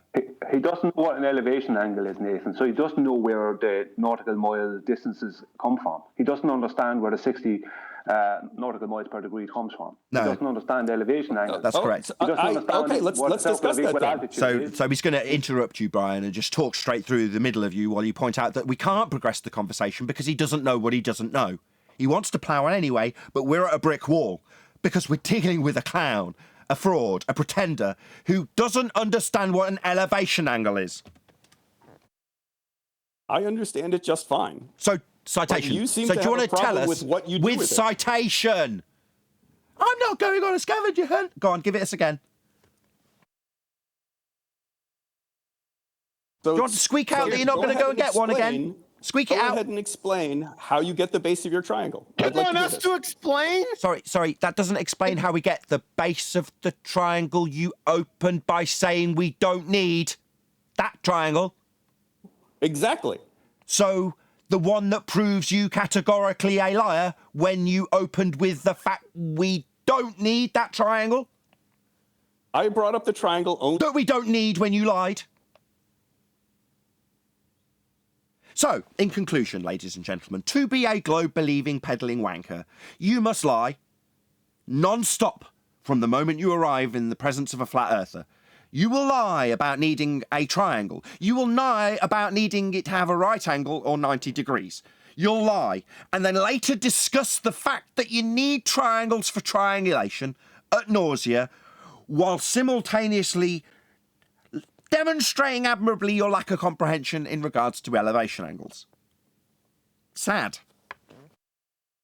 Yeah, you'd have to know what an elevation angle is, first and foremost, before you could ever enter into this conversation. Because you were claiming things, you didn't know what the arc was. You thought the arc was an arc on the ground or an arc in the sky. You don't know what the arc is. And that's what it is. What they refer to. No, it not. isn't. It's the arc through the protractor or sextant. The two lines, yeah? If you look at that on a scale, if you've got a protractor in front of you, that's got an arc. But the thing you're measuring is an angle. It's two straight lines. Now, when we point that out, you say, oh, yeah, but it goes to the centre of a presupposed spherical Earth. And the curve is the Earth, right? That's what you're claiming. No, it isn't. Yeah. Okay, so you look at that, you don't that understand protractor. what arc is. What shape does that angle make? What a circle of equal altitude is. You don't Sorry. understand what you're making these ridiculous claims. You keep on talking about 60 nautical miles per degree, not understanding that what you're talking about is a back engineering of flat out elevation angles. The very thing you don't seem to understand, or just won't, or you do understand and you won't cite them because it will show you to be incorrect. Yep. Elevation angles, the baseline of the elevation angle is a horizontal distance. And that goes directly from the observer, underneath the observer, to the GP of the star. That's how you know. When the angle is taken, you then know from the co-altitude distance, you then know that you can take those minutes of degree and turn them directly into nautical miles. You can't do that on a globe. It doesn't work on a spherical surface. Not only do you not have a horizontal baseline, but you have diverging zeniths. Why can't you understand this? Converting an angle directly to a distance does not work on a right triangle. That's the point that You we're trying to can't get get to. an angle. When you say You can't get When an you say elevation six- not getting angle, it. son. That's the only way He's you not do getting it. it. He's whistling past the graveyard, Brian. He's whistling past the graveyard. He's saying, he won't. Go on, he's sir. saying, what happens with this angle that I make? Well, the angle he's measuring is an elevation angle. And the line along the bottom is straight and flat. Now, all he's doing is whistling past that and starting by talking about the angle he's already acquired from a flat plane. Exactly. as soon as you apply that angle, That's why That angle have you got to from a flat cite plane. Elevation angle. Yeah, that elevation angle measurement took a flat plane to acquire it. it didn't. Yeah, what's an elevation angle? You don't know. Yeah, I you don't know. understand You that haven't you- cited it. No. Don't understand that. So he's going to stutter his way through telling us that no, that's not how it is. So we've talked about measuring an elevation angle. What is it? You're not going to go on a goose chase. That's what you said. That It's means the that end you of our won't- you time won't- discussing this with you. Brick wall, my friend. Yeah, saying that you won't go, you're not going on a scavenger hunt means it translates I've directly already to English. described it, and you've I got am plenty not of willing to definitions in support front my of you. claim. It means I am not willing to support my claim. That's what that means. I've already shown you to be wrong with the arc, with the circle of equal altitude, with your chord line, radius line for the circles, with the elevation angles. You've been shown to be wrong here, like since the show started. All that's going on here now is you're wasting our time and your own. That's what's going on here. He's full of double Okay, Brian, speak. can I ask you one quick question, Brian? No, you can't. Brian, can I ask? You've been double speaking the whole time. You've already admitted dip correction is to make the earth flat. You already said that. I said it to get to the flat horizontal, not make the earth flat. You did. Haven't cited anything. I heard you. So anyone can answer this. If you double the complementary angle, does it double the base of your triangle? You don't even know what a 90 degree is. You don't even know that 90 degree is essential for a right angle. Sorry, the complementary angle was measured off a flat plane. So no one's going to answer that. So you're going to ignore the fact that you've just proved Earth's flat by measuring this angle. That's an elevation angle. The measurement that you took proved Earth is flat. Twice. You're going to get hung up on that point, aren't you? Don't get hung up on that angle measurement he's trying to make a claim with, proving Earth's flat. Don't get hung up on it, ladies and gentlemen. Welcome to Flat Earth. Was waiting for you to say. Sorry, you're going to stutter around the fact that you've just proved Earth's flat with an elevation angle measurement you're asking us about? Or do you want to tell me not to get hung up on it again? Because that's an excellent rebuttal. Welcome to Flat Earth was what I replied with. Fly that angle in a way that only works on a curved surface. Sorry, you can't get an angle from a curved surface. That's the point. It's an elevation angle measurement from a flat baseline. Yeah, that's going to require a flat Earth to measure. What is a right triangle? First things first, let's explain what a right triangle is. The definition is very simple and might even seem obvious for those who already know it. A right angle triangle is a triangle where one and only one of the angles is exactly 90 degrees. You lost. The question is there a right triangle involved in finding the distance to the GP? Yes. Yes, you subtract. Yes, definitely is. It's not us. 4 of them. That's called celestial navigation. It's the thing you tried 4 times to pin on us as a straw man that doesn't work. Does it need 90? Oh, yeah, definitely does. It's very, very well documented. But you're saying you get... So, but I'm saying, no, celestial navigation well documented. They don't say it's a right triangle. Yeah, they definitely do. You do not claim it's a right triangle to find the distance to the GP. Sorry, let's just hear him say again. Let's just hear him lie to round out the live show. The documents you've been looking at, I've looked at the same documents. They don't claim you're using a right triangle or triangulation. For triangulation? You stupid fuckwit. Clown. Do you realise how fucking stupid that last statement was? It's true.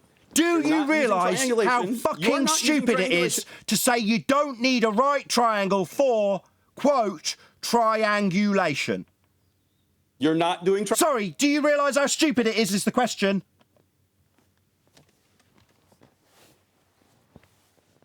I'm on a navigation site now. It says, in simplified terms, when we take a sextant altitude of the sun, we're creating a right angle triangle with it to the Earth's surface at the GP and ourselves. Clown. Grade school geometry tells us that the 2 angles in the right angle triangle must equal 90 degrees. This guy's... You're a retard. Guys, that's just not how that works. That is... Excellent rebuttal. With that, I'm going to say, if you are watching this on either Nathan Oakley 1980 or Nathan Oakley Premiering streams, then stay tuned, as there will be an after show to follow. Unfortunately, if you are watching this live, this is where we bid you farewell. So a huge, massive, enormous thank you to all of you who smashed the super chat, liked, commented, shared, subscribed, joined as a Nathan Oakley 1980 channel member, smashed the PayPal link and all that good stuff. Also, below this video, you can get £50 for swapping your UK electricity supplier to Octopus Energy. And this is of particular note if you drive an electric vehicle. Excuse me. I've been Nathan Oakley. Stay tuned if you're watching on either Premiering stream, and I will see you all in the next video.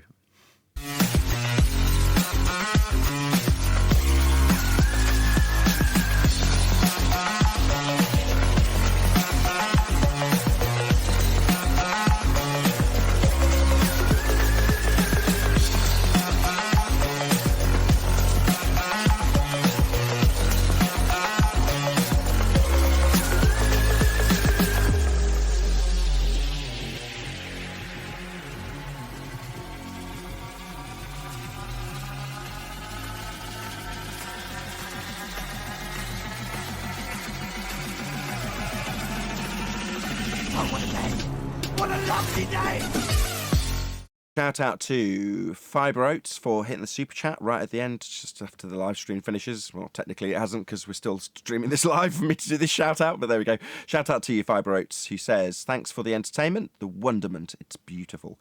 Also, shout out to Retro Bill, who also smashed the super chat just before the live stream ended. Thank you very much to all of you. Stay tuned if you're watching on a Premiering stream.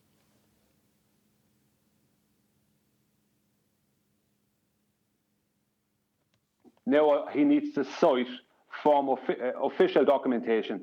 First of all, cite what an elevation angle is, 3 citations of that, and I want citation from official sources that supports what he says concerning the sextant.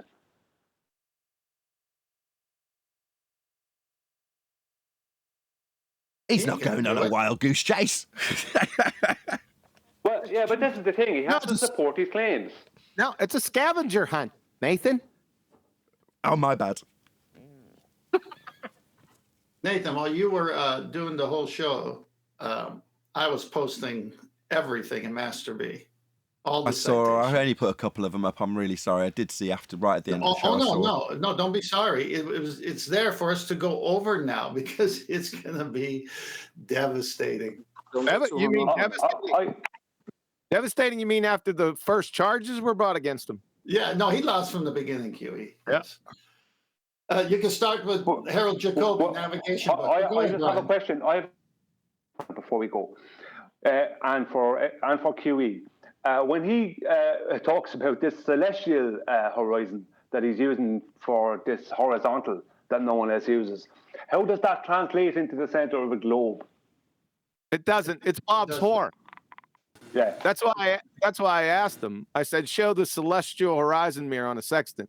That's when he started fucking stumbling bad. Yeah, I've described this method already in the bubble sextant as well as the artificial horizon. That horizontal is at your eye line, but you're not using the natural horizon. Once you're at sea and you're using the Earth, and this is devastating for them, the actual surface we live on, you have a horizon mirror on the instrument. So you aim it at the horizon, okay? And now you must do dip so that you could get the same horizontal that the other two methods did without dip. Now, how do you do that? Well, you minus or subtract the distance you're above eye level from the sea. There's a slide here that we've shown many times. So you're basically saying, all right, so if I can get the ground right, then it's going to translate to a parallel to my eyes, correct? Which means the bubble section does the same thing. At 30,000 feet in the air, the guy uses it. He establishes a horizontal with the bubble, gives him a 90 immediately, and he could assume that the Earth is the same flat, just like the opposite way with dip. It's so simple. Yeah, but see, the thing about it is that the claim that Proto was making to do with the celestial horizon, which is basically bubble sextant, not on the bow of a ship sextant.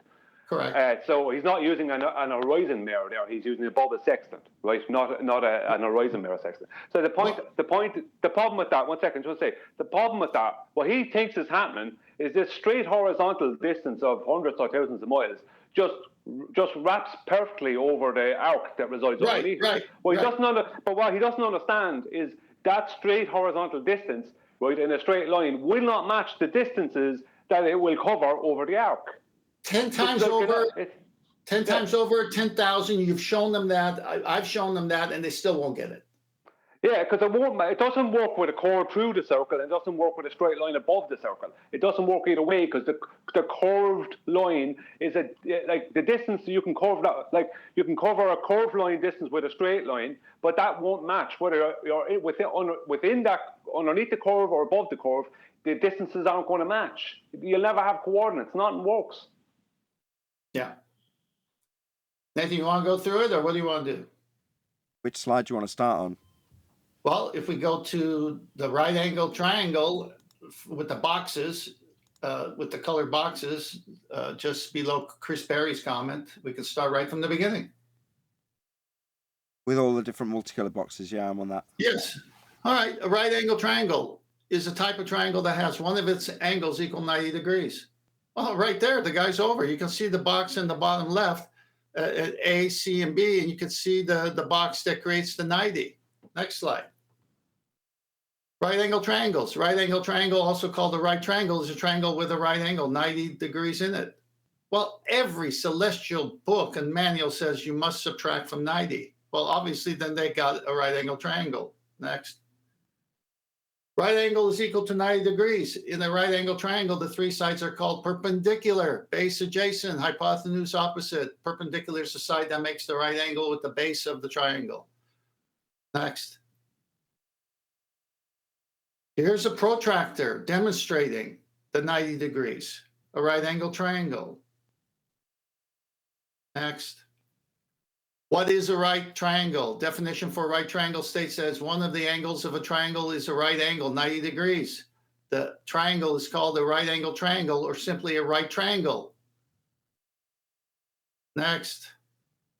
Picture from one of their own writings, books, papers, all over, many like this. By measuring the angles of three known stars, an observer knows its location.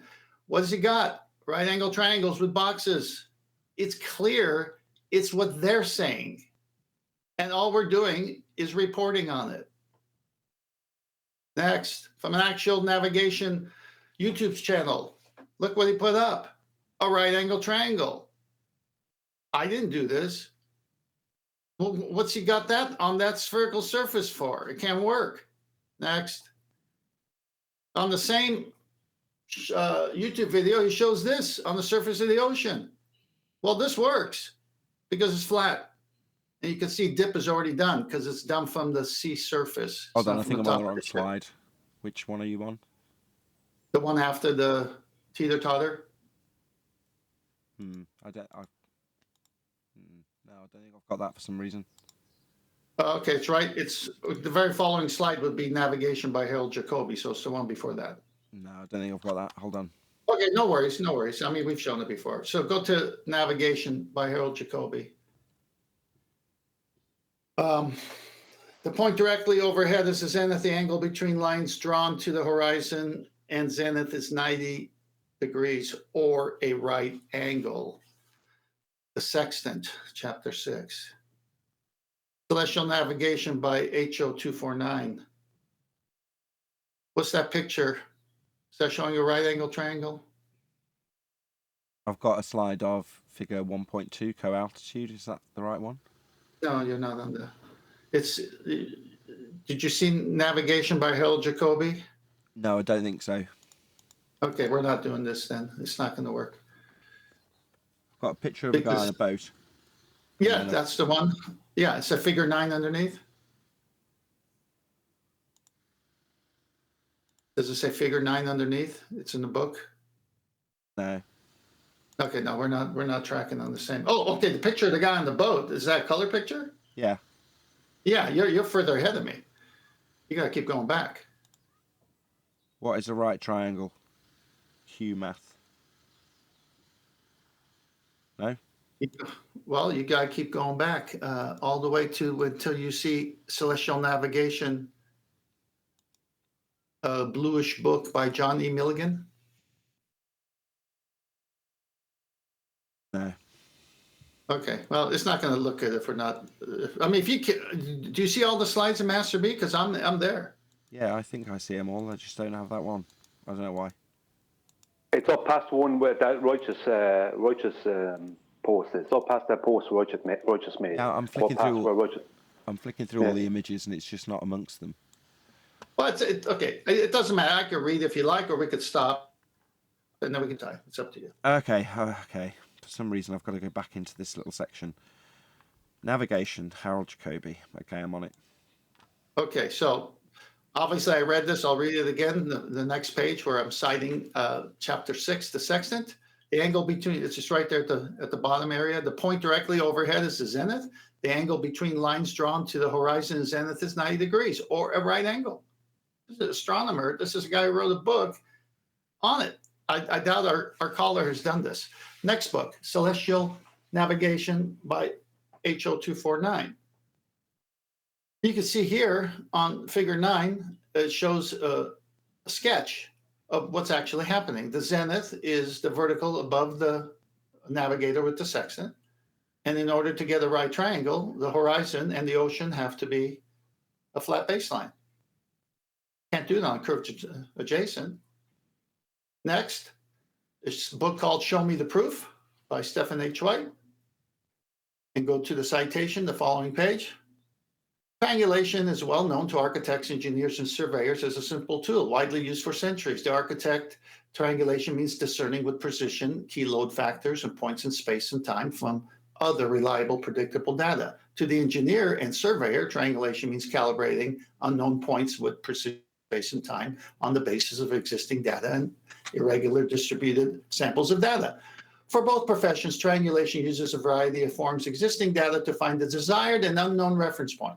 When the surveyor needs to estimate the height of a point on land surface, she utilizes samples of soil composition, density, variation, contours, weather patterns, and a host of other data. A sextant, a triangulation tool used by mariners, allowed explorers to plot the globe, big mistake, by triangulating the stars with each other and the horizon to ascertain the longitude, latitude at sea.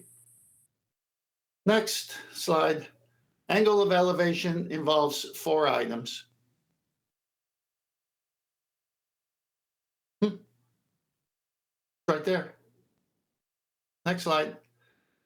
Angles of elevation and depression. Learning objective. Draw the measure line segments, angles of geometric figures, including interpreting scale drawings. From the top of the lighthouse, the angle of depression to a buoy is 23 degrees. You can see to the right angle of elevation, you need a right angle. And this is what he was saying. See, it's to the eye line. It's that celestial horizon, that sensible horizon, that astronomical horizon, all these horizons. But basically, you can do that with a bubble sextant or artificial horizon, but you can't do that with the sextant aimed at the real horizon. That's why you do dip, to make it happen this way. Again, it must be a right angle. Next. U, side of line, object, angle of elevation, horizontal. Can't be a curved adjacent. Can't work. Next, the color picture of the guy sailing the boat. We on that one? Yes, I've been following along okay this time. Okay, in simplified terms, when we take a sextant altitude of the sun, we're creating a right angle triangle between it. Let me read that again. In simplified terms, when we take a sextant altitude of the sun, we're creating a right angle triangle between it, the Earth's surface at the GP, and ourselves. Grade school geometry tells us that the 2 angles in a right angle triangle must equal 90. Every time they mention 90, they stab their globe. They stab it to death. Next slide. So this is what he was doing, Brian. Height of eye, parallel to actual horizon. And then you've got actual horizon if height of eye is 0 minutes, 0 seconds. And look at the bottom left. Dip correction is eye level with the sea. Not this phony geometric horizon that's at an angle coming off that sphere. That's make-believe. Not the center of the Earth. That's make-believe. Everything below the dotted line above that circle is not real. Height of eye is dip correction, is eye level with the sea. They must measure Earth flat. That's what dip is for. Next slide. Lots of pictures like this. They got to extend that tangent plane way out there because it can't work on that curved surface. Isn't this pretty obvious? That's a right angle triangle. From their own books. Next slide. Off the arc or on the arc. There's the scale. There's the arc. It's on the instrument. It's a sixth of a circle. Next slide. Here's one showing from top view, 0 to 90 on this one. Here's the next one, showing the arc in green, micrometer drum in red, and the vernier in blue. For your red is minutes, blue is tenths of seconds, green is degrees. Next slide, right angle triangle calculator. A right triangle is a type of triangle that has one angle that measures 90. Right triangles and the relationship between their sides and angles are the basis of trigonometry. Every time they say subtract from 90, they stab their globe.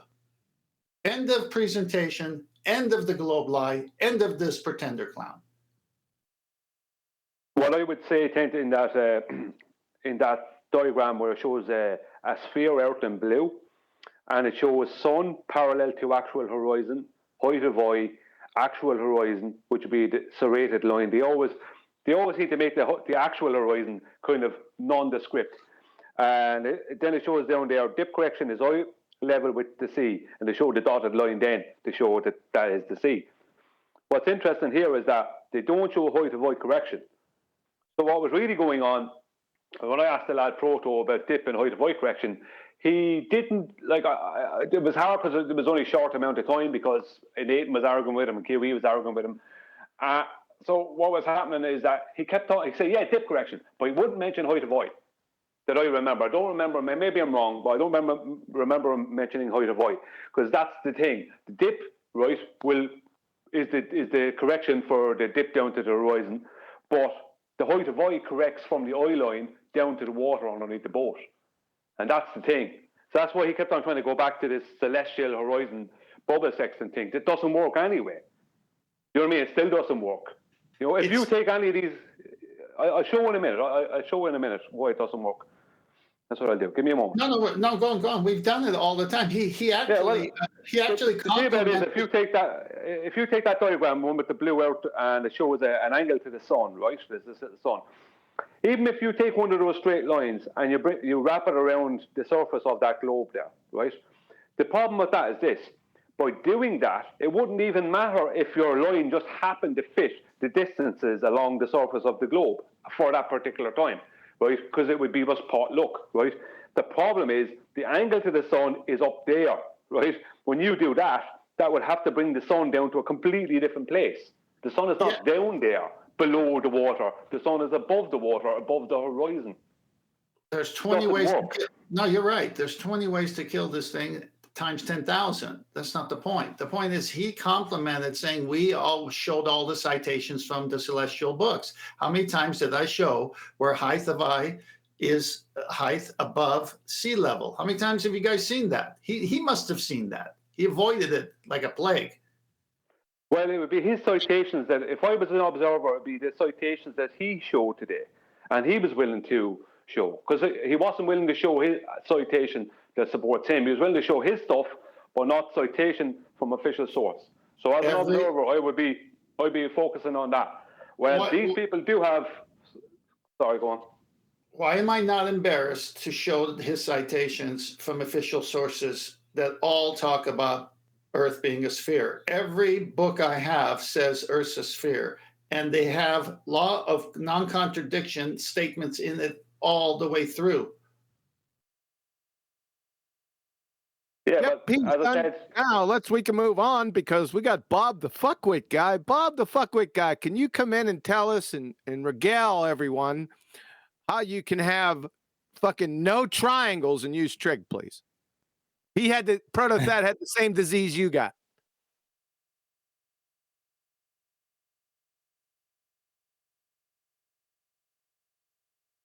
Maybe they're using sphere angulation. Come on, Bob. Come off mute.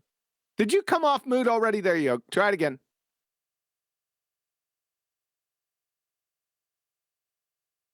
I'm not hearing you, Bob. If you're talking, we're not hearing you. Drop out of Hold on. VC and come back. I don't know if you heard that. If you can drop from VC, research flat moon, and then rejoin, because we can't hear you.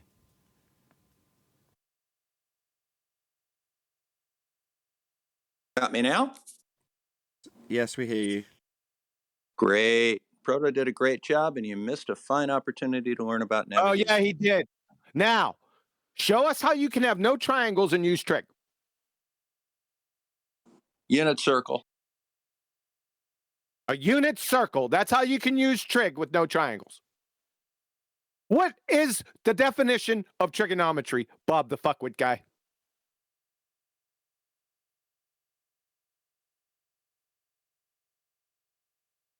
Hello, essay. What is the definition of trigonometry? What's my name? All right, you're done. Oh, come on. No That was need. short. Come on, let him dig his own grave some further. Don't just kill him right away. You gotta let him dig it first. Is Bob still there? No, he left. Is he gone? I know. Well, I wanted to ask him, was he talking about spherical trigonometry? Because he said something about spherical.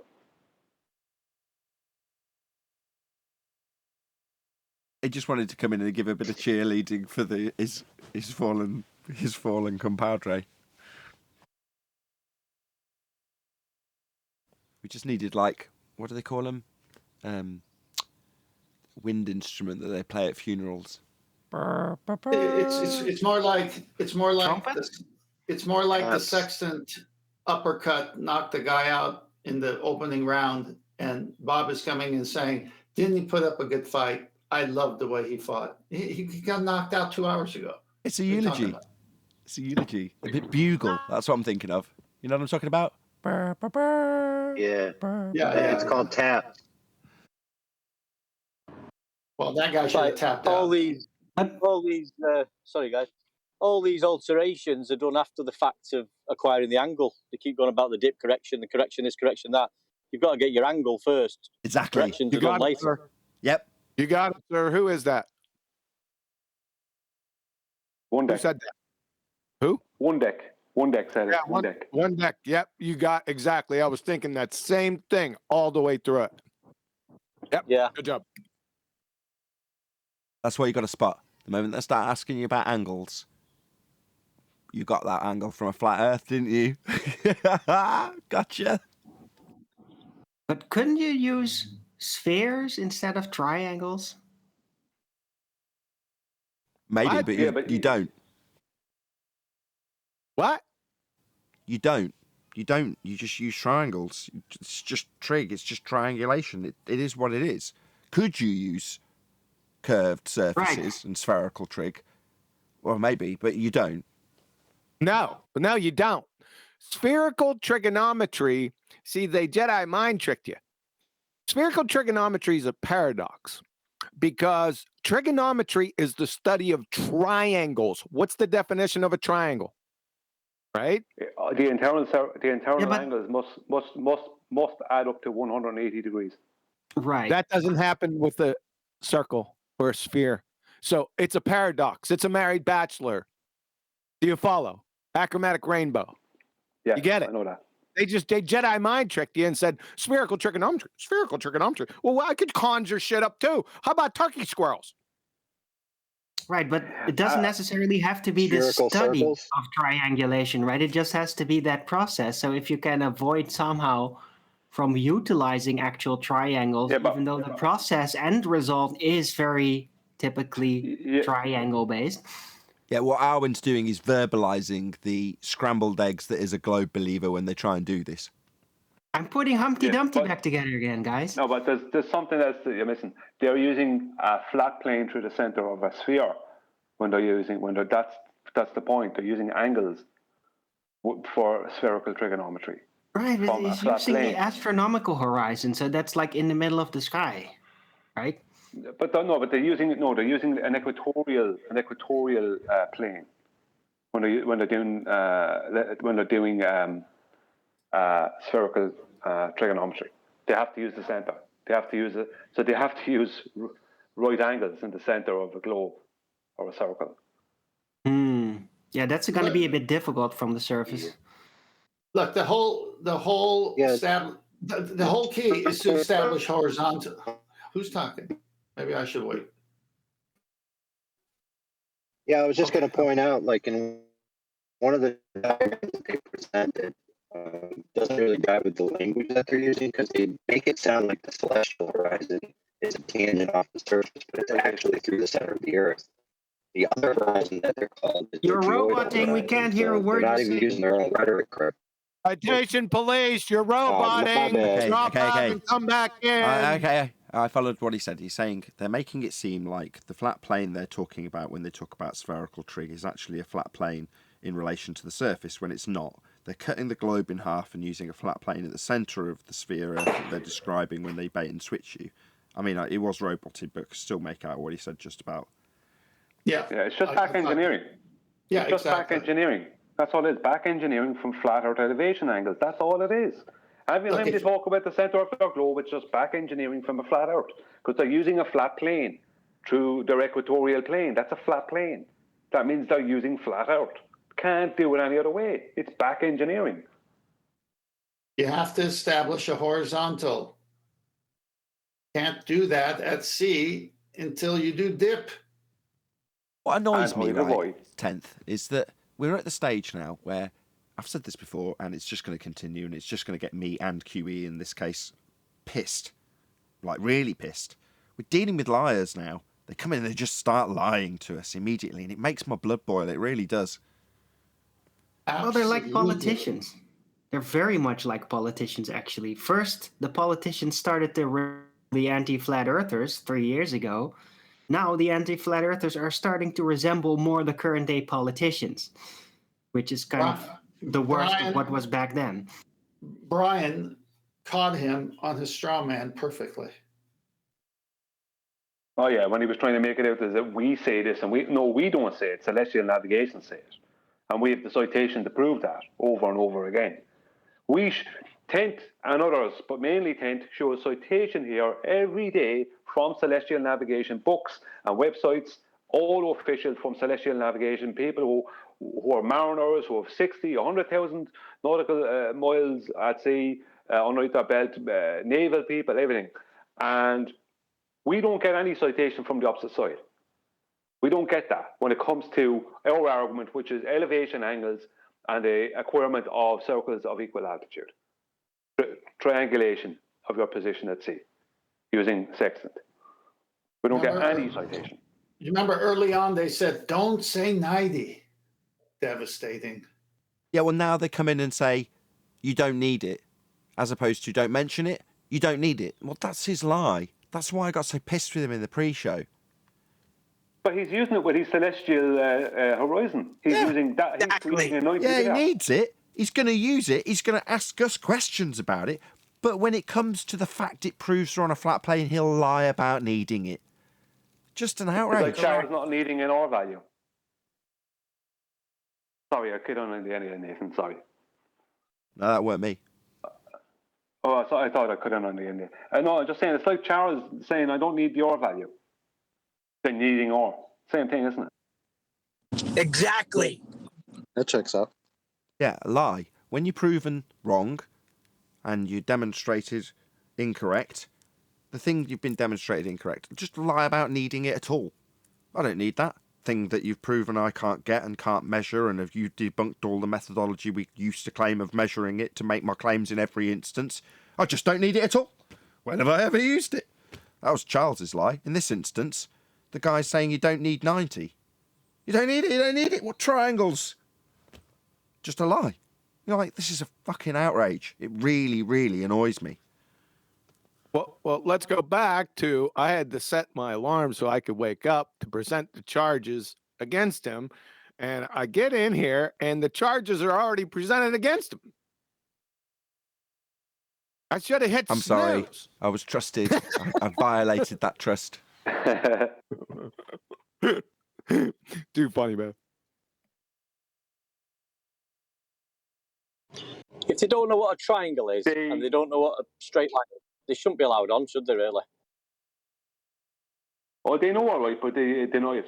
They know what it is, but they deny it because they have to. What they don't know, what they actually don't know, isn't that one day. What they don't know is what the arc is referring to. They think, because they're pre-assuming globe, that arc is referring to the arc of a curved surface. It's not. It's the arc within the sextant that the index arm moves through. It's 60 degrees. It's 1/6 of a circle. It's the arc, or the arc of within a protractor. It's nothing to do with the surface or the sky. Nothing. I got a question. Hold on a second. I got a question. How long did it take from the pre-show kicked off? How long did it take for you to present the charges against him? As soon as he lied, which was almost immediately when he started talking. So his opening gambit was to lie about needing a 90 degree and a right angle triangle. That was his opener. So I clarified with him. I can't believe this. His opening gambit is to lie. So I clarified it with him twice. So by the time he's made it expressly clear that you don't need 90, there's no triangles, I then presented the thing you're moaning about. Not moaning. The thing you're moaning about. Nathan, I posted something in Master B, if you can show it. In my defence, I will get to it 10th. I wouldn't have been so outraged had he just got here and had to peddle that lie, had it picked apart and then pointed out as being wrong for him to do what he was doing. I probably wouldn't have been as annoyed. But having had that information presented to me already, to know that the first thing he did was lie about it did really get me angry. Fair enough. As it did with you, obviously. That came across on the live show. You were spitting feathers, as was I in the pre-show. Right. The last slide I've got is what is 90? What is another word for 90 degree? 10th? Yes, synonym for 90 degree. Here's a list, similar words from our thesaurus that you can use instead. Adjective, having a perfect right angle. Right angle, square, rectilinear, 90 degree. Oops. Every time they mention 90, it's a right angle triangle. I just can't believe my prediction's coming so right. I was like, they've either got to lie or accept flat Earth. And it's very, very quiet, and then someone comes along and starts lying. You're like, I can't believe this. I knew that, obviously deep down inside, I know that's their only two routes. But to see it pad out, it's just frustrating. No, You knew, but you didn't want to know. Yeah, I didn't want it to be the case. No one wants to know that what's going to come your way from this point forward in the argument is liars. They've just got a barefaced lie about it from this point forward. Or accept the Earth's flat. It's the next logical step, right? We've already had clowns tell us that the definitions of words are meaningless. We've had somebody tell us logical fallacies are better than nothing. So I guess the next step is, a lie is better than nothing, right? That's the final step. You're just going to lie, and you're going to have to just accept it. The problem is that lie comes with a load of questions that he feels we should be answering about an angle measurement that he's lying about. So he's going to lie about needing it, obviously, because he can't stand the thought of me pointing out that acquisition of that angle requires a flat Earth to do so. So we don't need it at all. Let's move forward. Now, this angle that I've just said we don't need because it proves a flat Earth, let's ask you a load of questions about how you use that angle. You're like, it's an outrage. This was a perfect show to go back and do a case study on. Huey has always said, have the shortest, quickest argument in concise words, and do not allow logical fallacies. And you demonstrated that today. And this guy, if it was any other flat Earth-based show, would have been wrapping those flat earthers around his finger by asking questions after avoiding the main thing that destroyed all of his questions from the beginning. Yeah, what I'd say about him is, what I would psychologically point out is the fact he was laughing from time to time wasn't out of frustration. It was due to losing, but there was another element there. If I'm trying to get my point across and I'm not getting the opportunity to do it, or I'm being beaten on it, I don't start laughing. I get frustrated. I'll get angry, I'll get whatever, I'm likely to shout, whatever. But the tip of it is, if I'm laughing along as it's going on, then I'm not taking any of it serious. That means that I'm just saying anything. So the fact that he was laughing along through the whole lot tells me anyway that he was only coming in for a laugh. He wasn't even being remotely serious. That was a laugh. That was a laugh of annoyance because every time he said angle, called him on it, and he just tried to shove that begging the question fallacy up our ass, but we call him on it, right? So that's the laugh of being annoyed. Like, oh my God, these guys, they keep pointing out my flaw. Right. Yeah, It's called the busted laugh. I'm busted. Laughing Exactly. out of frustration, basically. Like, I agree with Neil. I'm busted. Busted. Yeah, the angle you're asking about is going to require a flat Earth. Yeah, let's not get hung up on that. That's what he said. Hey, Bacon. We got a chat skank in here. Bacon, which I love bacon. I just had some. Son, hey, what's up? Do you understand what an elevation angle is, sir? Is it the angle above the horizon? What is an elevation angle? Oh, is it the angle above the horizon? That's what I understand. The angle above the horizon.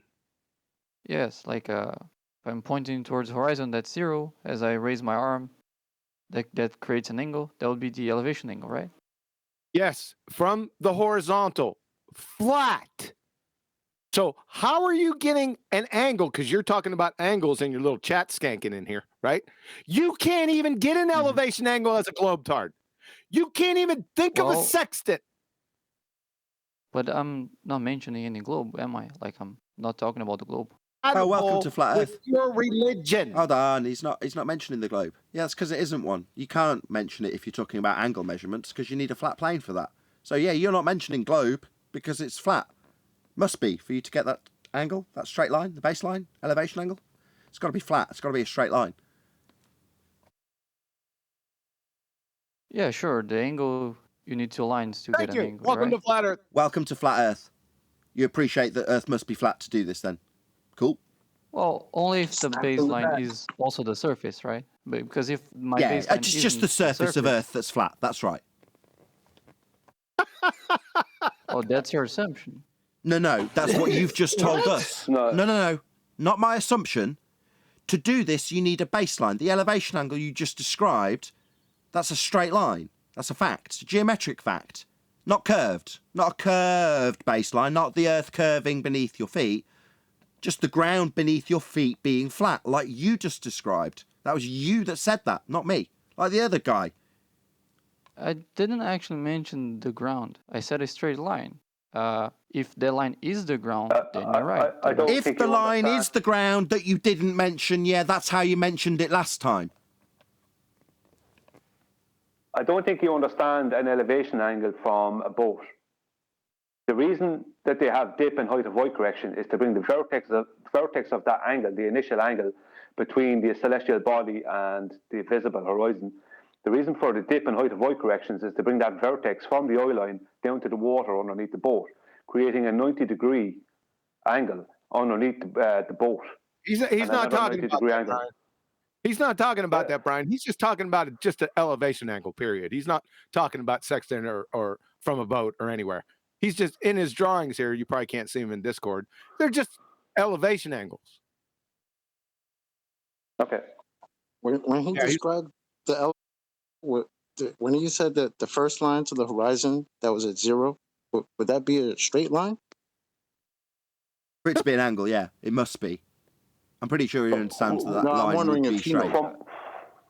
From what I heard, though, what he was stating is that there's you create a horizontal. Basically, he's talking about from the eye line. It's like, not on a boat you don't. On a boat you have to do dip and height of Y correction.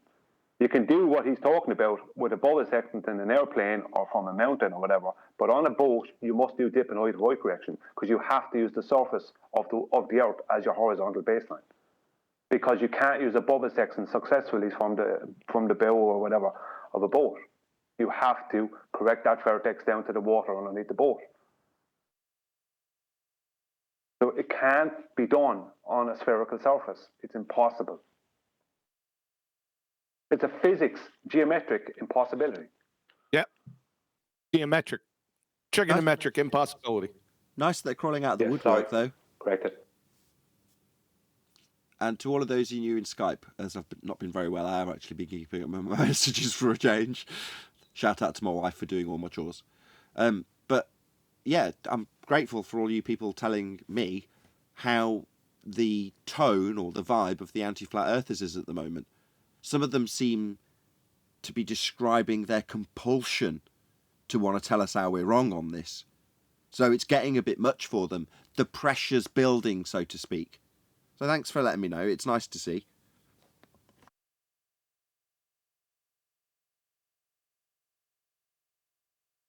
And to all of you sharing your pain, yeah, come in and tell us. We're here to help. Yeah, you can come in and tell us how we're wrong about this elevation angle needing a flat earth.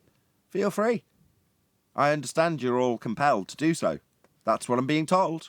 Now, obviously, we've had the guy today, but other than that, well, there's been 2 guys today, to be fair. Bacon, thank you very much, by the way.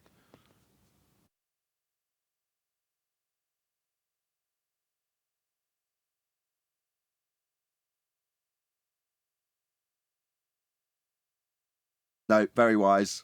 I wouldn't have even responded. Because then you get suckered in again. You know, it's better.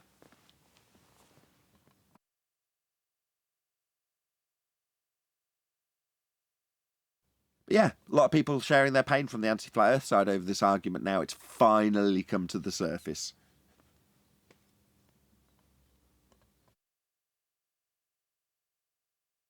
They're running away from the surface. The same surface we have to ignore. They're running towards us, I That's what I think. just said, Chocolate. I don't think they're running away. I think they're compelled. You know, I'm being told how many hours they're dedicating to our show and listening to Needed said from the surface, running away from the surface. Yeah, I got the Correct. pun. Yeah, I got the pun.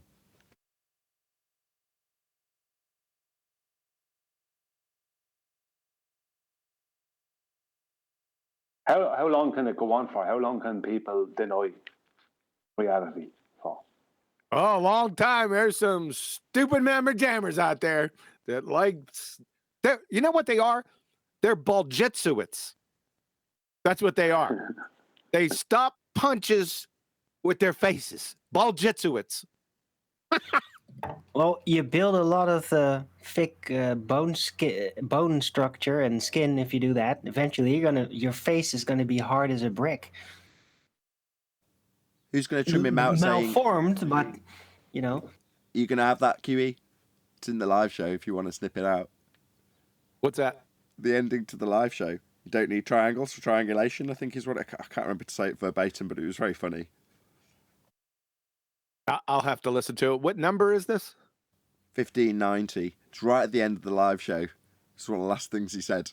It was great. What a great ending. Okay. Is that what I missed then? After an hour, we got to the point of the ball of saying you don't need triangles for triangulation. Basically, yeah. That was pretty much what he said verbatim. Caught little snippets whilst I was working. I think, dear me. I was expecting some revelation at least, but if that's the level it... Nah, just bold-faced lies. I don't like it, Adam. I've got to be honest. I like winning, but I don't like the fact that our opponents are so scummy that they'll lie to everyone around them in the face of their own words and things like that. Oh, it makes me cringe. I really don't like it.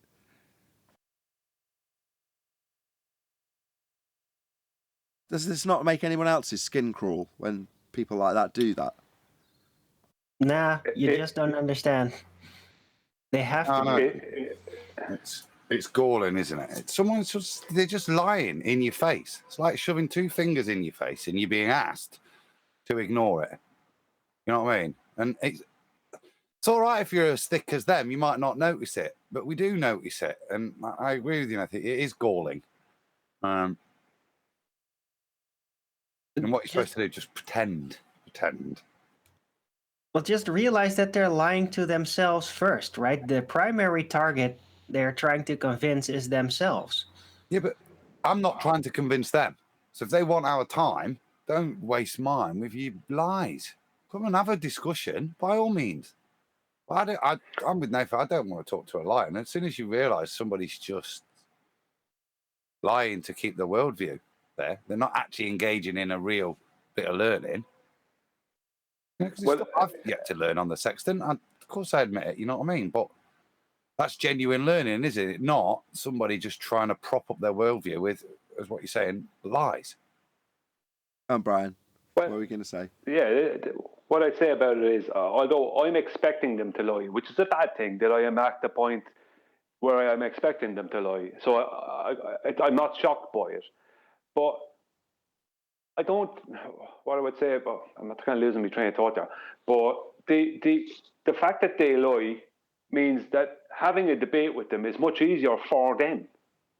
You know, oh yeah, because if I'm willing to lie within a debate, it makes the debate a lot easier, because it's a lot harder to have an honest debate, because then you have to have facts. You have to admit when you're wrong, or these kind of things.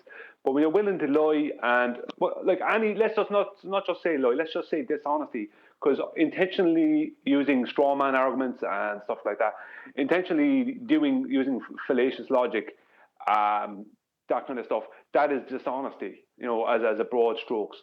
And so, for me, it's much easier for them to debate me than me to debate them, because I have to stick to honesty. I have to stick to facts. They don't. That's why they laugh. So I'm not even being that honest anyway, so what does it matter? So they're laughing about it. Yeah.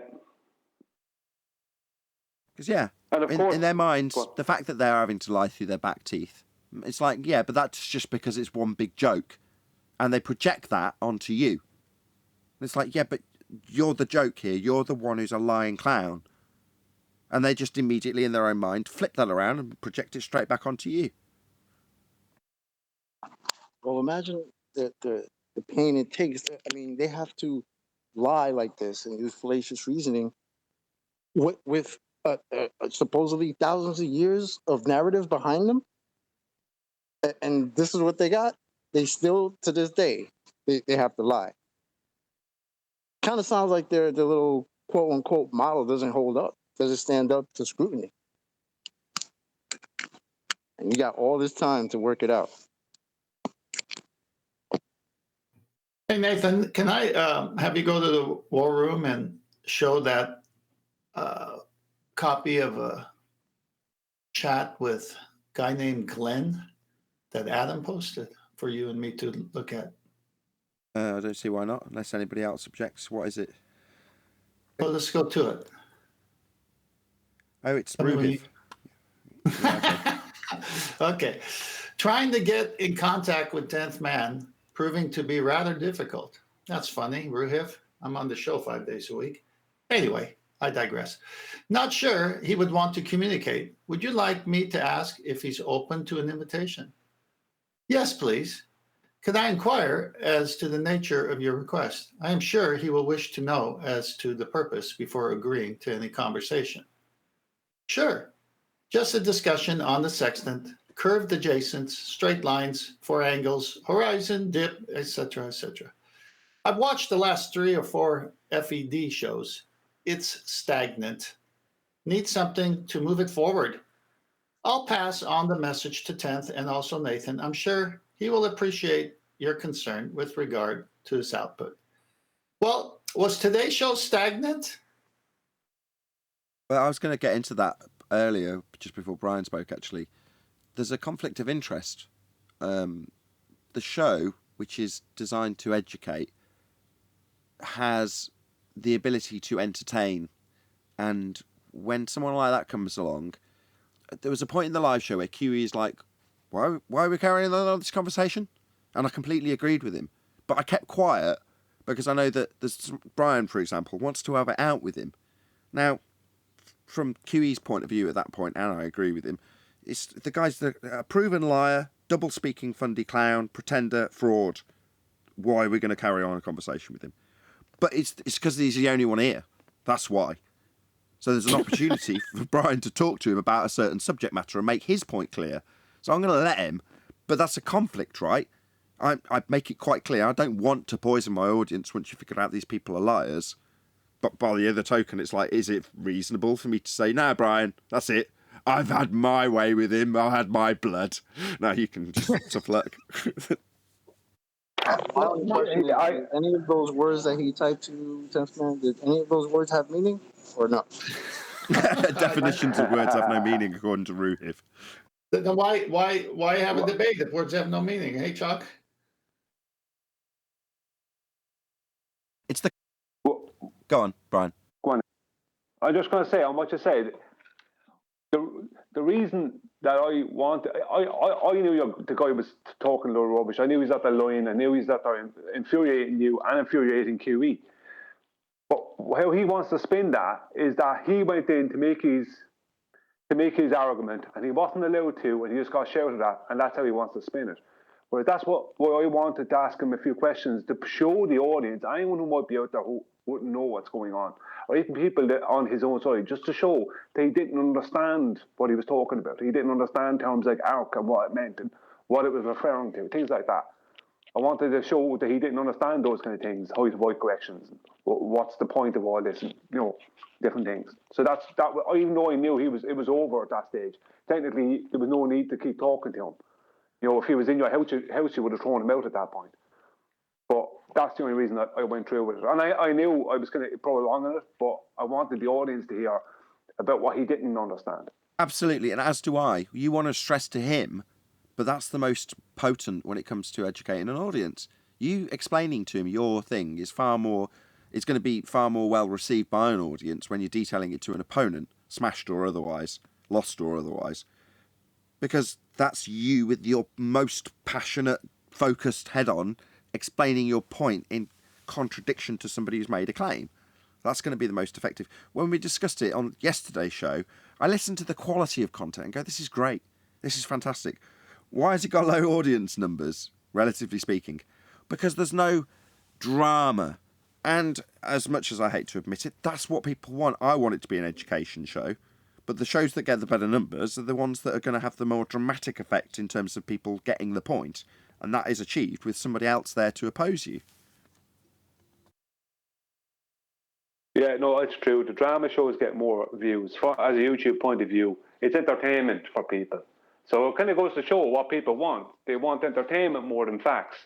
The guys like him, though, know what they're doing. They know that dishonesty infuriates you and infuriates QE. It infuriates all of us. But they know that you're going to get angry immediately as soon as someone is caught lying and they're trying to skip past it. They know that. They know QE is going to get angry immediately because you dealt with too much of it. And so they're working off of that.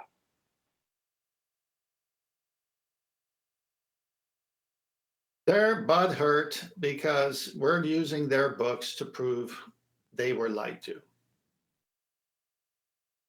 But that means that it's our flat earth claim and flat earth book and flat earth interpretation that doesn't work, as opposed to it's a celestial navigation description that does work. That's why it's being detailed that way. What's that you say? No 90s, no triangles? Yeah, there is, definitely. They're referenced throughout. But it also says globe, he says. Well, how'd you get an elevation angle from a curved adjacent? I'm not going on a wild goose chase looking for definitions of things that are going to prove me wrong. No, scavenger hunts. And in Master B or the War Room, there's a cameo of Rufy. A cameo of Rufy? My ears are blocked up. What did you say? Cameo of Rufy, you can post it up. There you go. The meme, the picture? Yeah. How many times have I said, fucking definitions are meaningless? The stupidest statement ever uttered in the history of humanity. Rufif.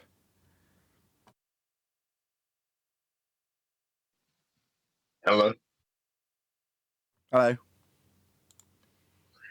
Hey, yeah, real quick, guys. I thought today's show was excellent.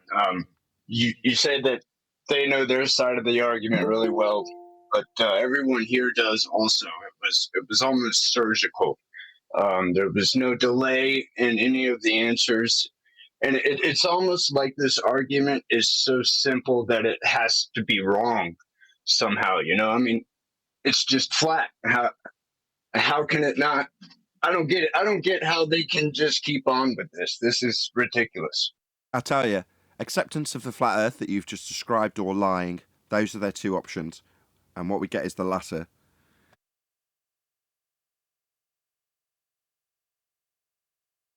Totally agree. Great show, but I've got to go, They guys. hang See you on later. to Bye. the notion that this stuff is too complicated, right? That's what they hang on to. If it's too simple, it can't make any sense. That's why they need all the maths and all the quote unquote science that doesn't prove anything now in 2022. They need all that crap, right? When it's just simple, you're simply using an instrument to measure a flat plane. It's very simple. But since it's so simple and it proves their part wrong, well, you just don't understand. That's why they say that all the time. You just don't understand. Geometry is simple, but their solution can't be simple because you can't have a curved adjacent. So it has to become complicated with maths to make it sound like it's a plausible explanation whilst denying the most fundamentals of geometry. And complying with it, that's the weird thing. So, for example, putting it at the centre of a presupposed spherical Earth on a plane and then measuring your celestial dome, but calling the dome that you're measuring with the angle at the centre of Earth the outside edge of the sphere in the depiction. Well, it's like, so you're simultaneously still measuring angles off a flat plane. It's just presumed to be at the centre of Earth now. And instead of the arc being the arc of the protractor and the angles that you're measuring with her, it's the arc of the globe Earth that actually sits above you when you're in the middle of a rock. But you're still using a flat plane in the middle of the rock. So it's still a flat plane measurement then. So even when they bastardised it and said that it's going to be taking place from the centre or works from the centre, it's like works when it's a flat plane on your presupposition that it's a sphere with a flat plane in the middle that's going to give you the angle. That's two straight lines. So it's always flat.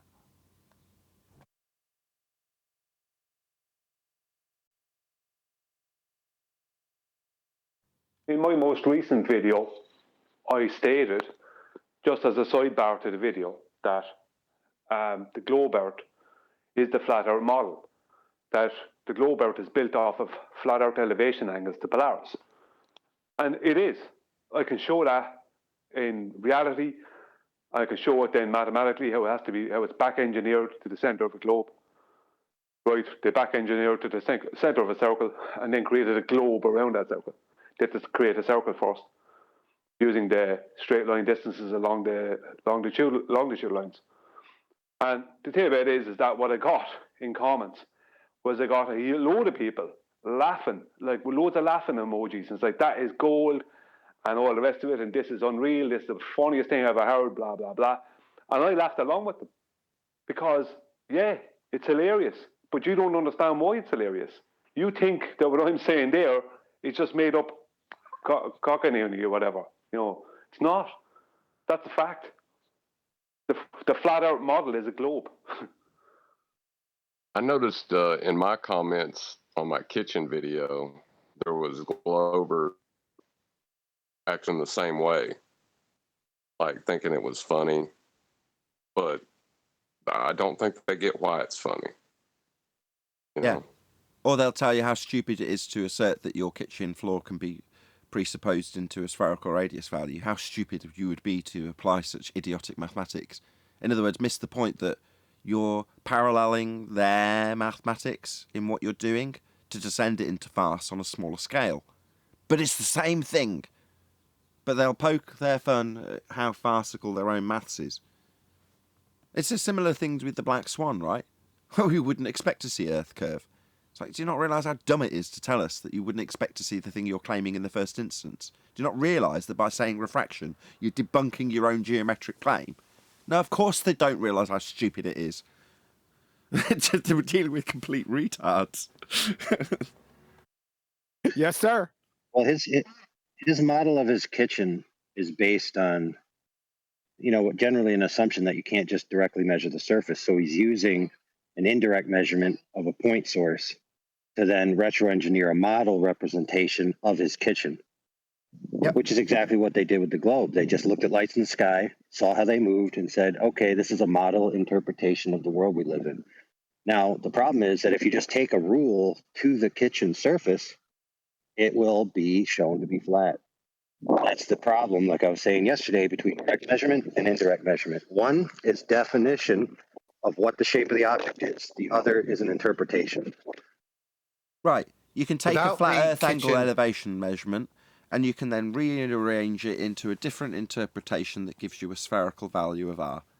But that rearrangement doesn't change the fact that the direct measurement that you've taken to do so was on the flat plane. As I said, to determine how curved the kitchen floor is, we must start with the knowledge that we're working with a flat plane to be able to take the angles in the first place. Right? Once we've got the angles, then we can do all sorts of stuff with them. But to be able to generate the angles in the first place, we have to have the knowledge that that's a flat baseline. And that's where the guest lost. That's where our guest today lost.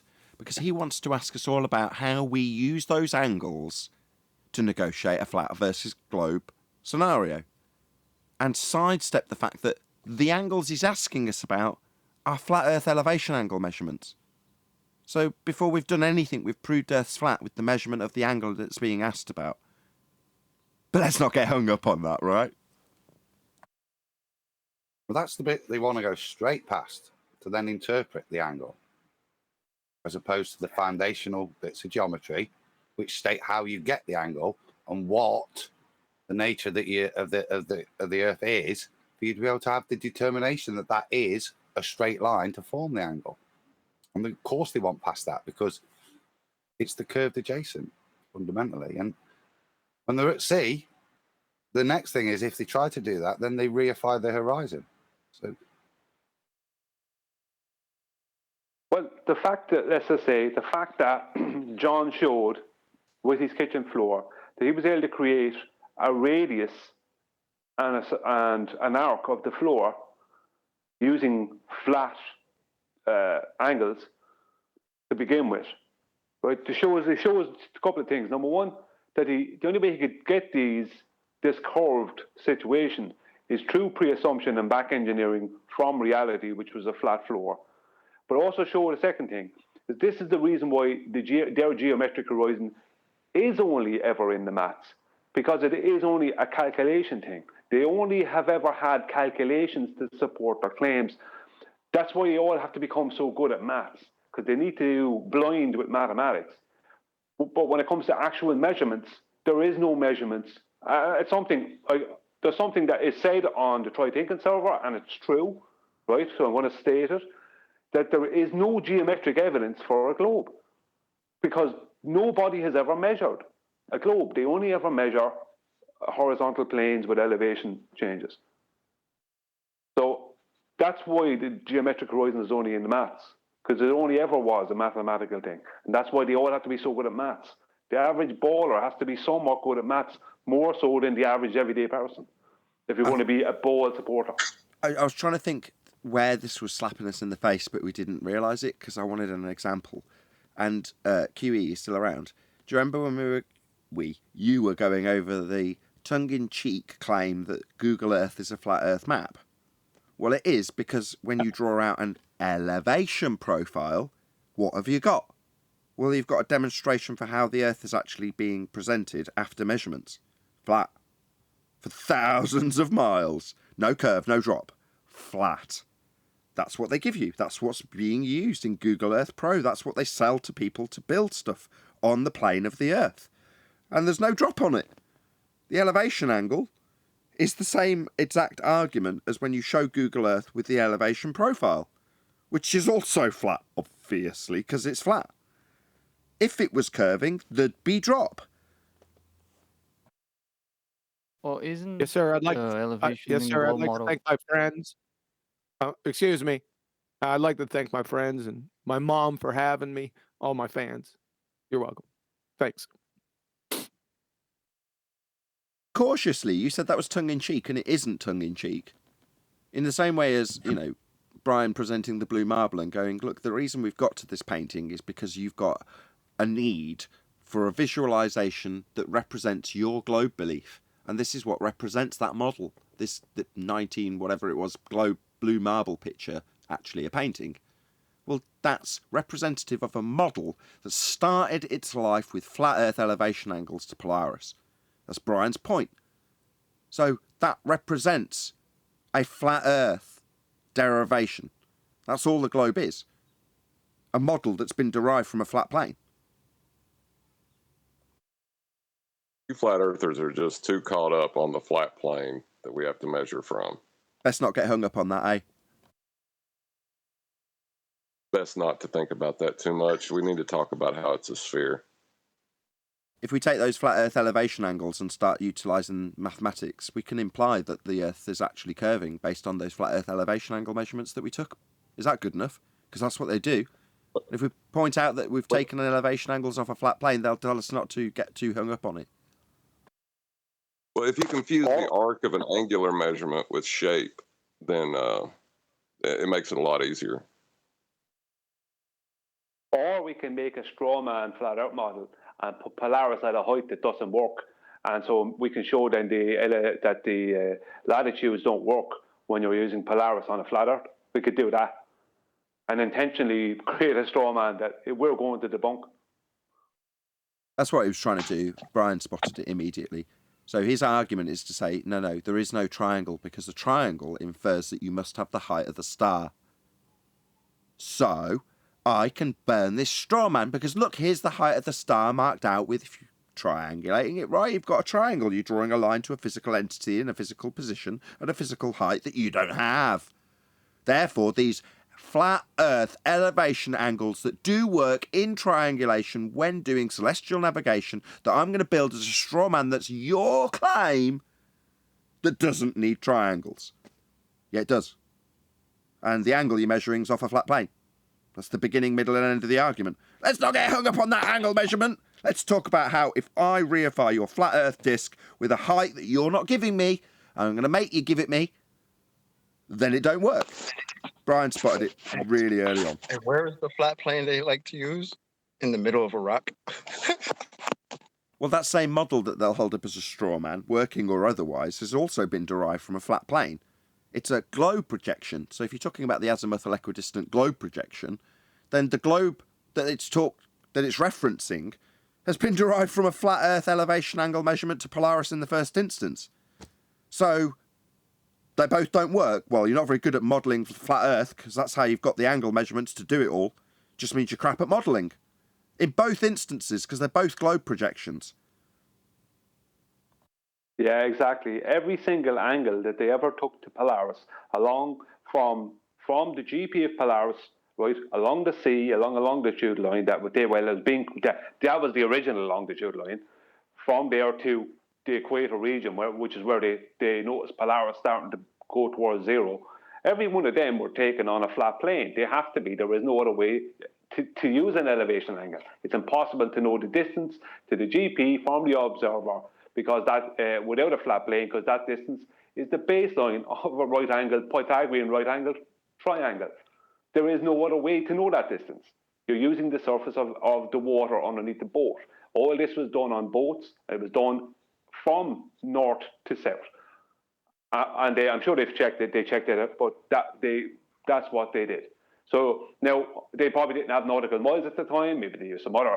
Maybe they did. I don't know, right? But the point is that every one of those angles that is then transposed to the center of a circle.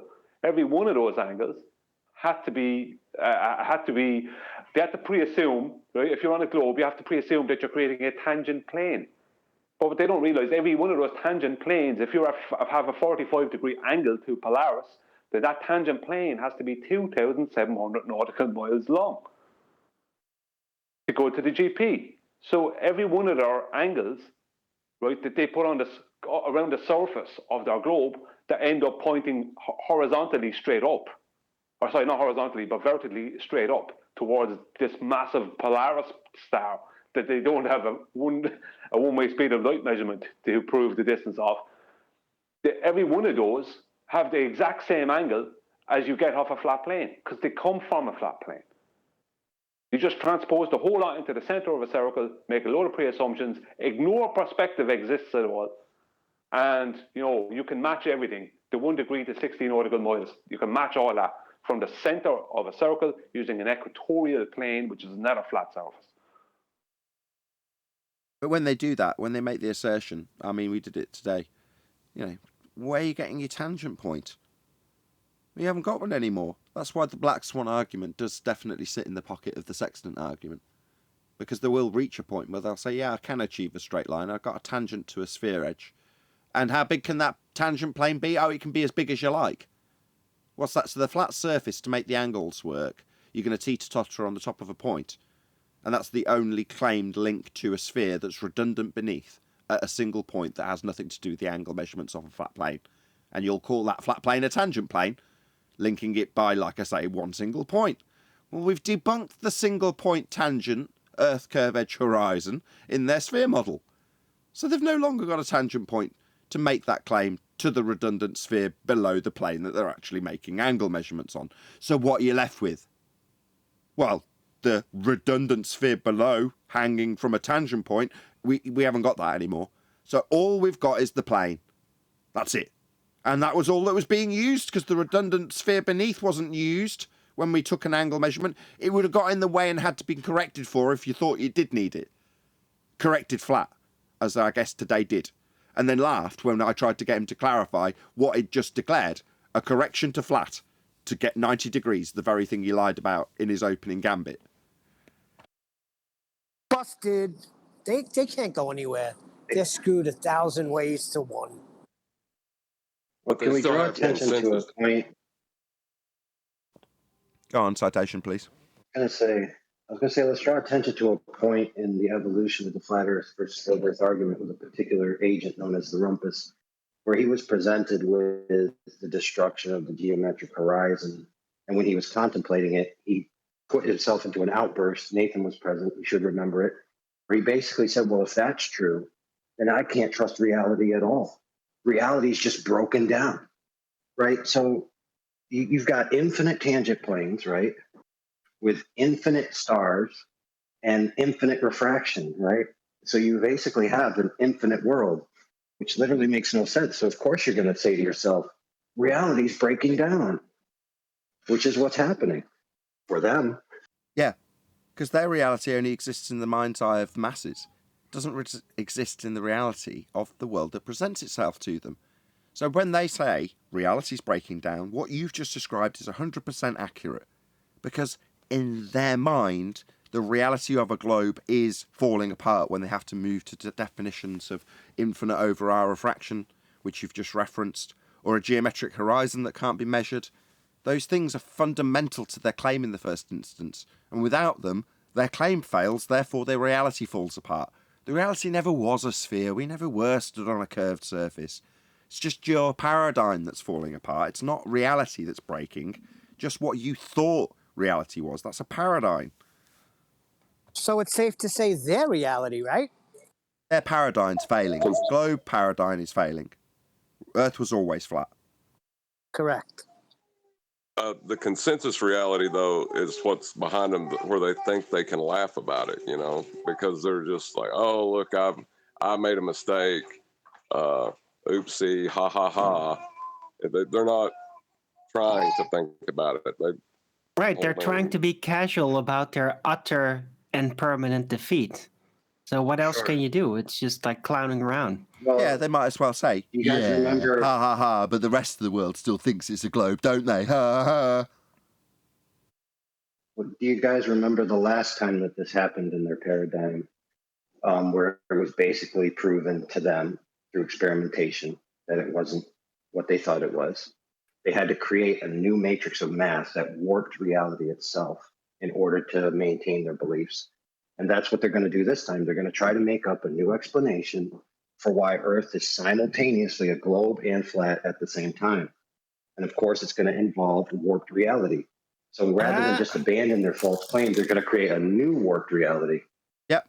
Parallel universes. I'm way ahead of you. Parallel universes. A few years.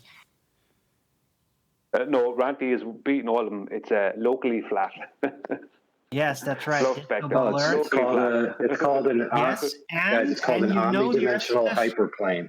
Measured flat. That's really important. Omnidirectional hyperplane, yeah, and there'll be lots of other parallel planes of existence. They're already detailing it. You know, they're already bastardizing quantum mechanics into whatever shitty quote-unquote scientific description they want to give it, with complete horseshit made-up nonsense. And they're permeating that crap through the mainstream media, through film. Well, the first time they had to do what citation police is talking about, one of the first times they had to do it, was when airplanes were invented, because they realized when the plane was flying, or the helicopter, or whatever, the hot air balloon, whatever you want, that the Earth was not rotating underneath it. So they had to come up with everything moves with the atmosphere, right? The atmosphere moves with the Earth, right? This rubbish, right? And it all moves in a big rotation, right? A load of rubbish. And a little bit of logic kills all that anyway, even without having to go into the minutiae of it. But that's when they first had to change it, because the Coriolis effect was we're rotating, so things appear to rotate. So the stars and sun and moon, these kind of things, well, the moon, was moving around, but the stars and sun, they're only kind of moving because we are moving. That was the claim. But then suddenly airplanes were invented, and the Earth wasn't moving underneath the airplane. So quick, time for a paradigm change, time for a change of the model. That's all it is. That's all it takes. A change in the model that gets disseminated throughout the education system.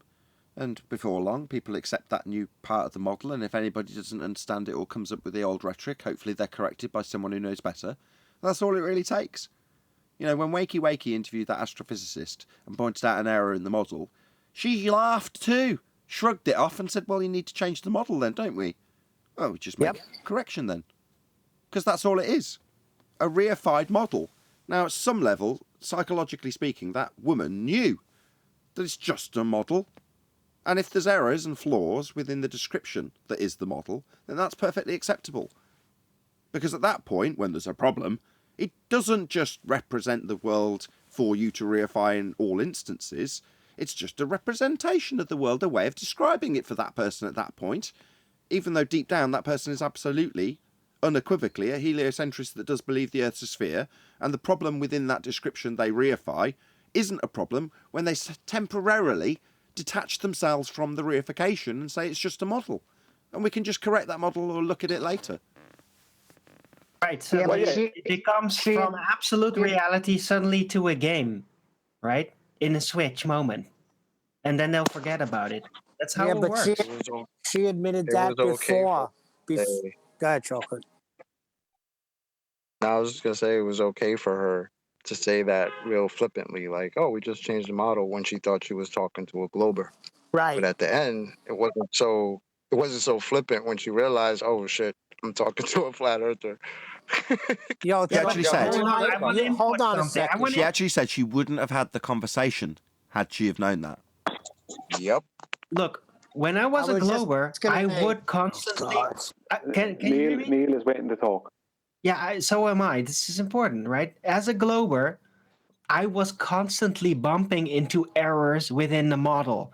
It became very clear to me in that time, it's like 20 years ago, that we were all building it together, right? We were constantly making errors that's supposed to happen so that we could figure out a way to correct it. And if you couldn't handle it, you leave it alone. And that's how everybody was dealing with it. It seemed perfectly natural. I didn't understand that reification was taking place constantly. Didn't understand that, because this is just the way you do things, right? There's an error, you correct it.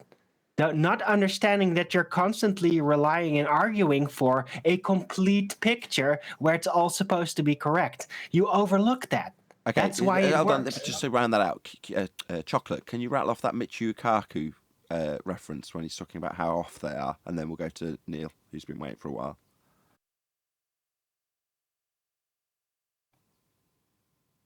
Yeah, one more time, sorry.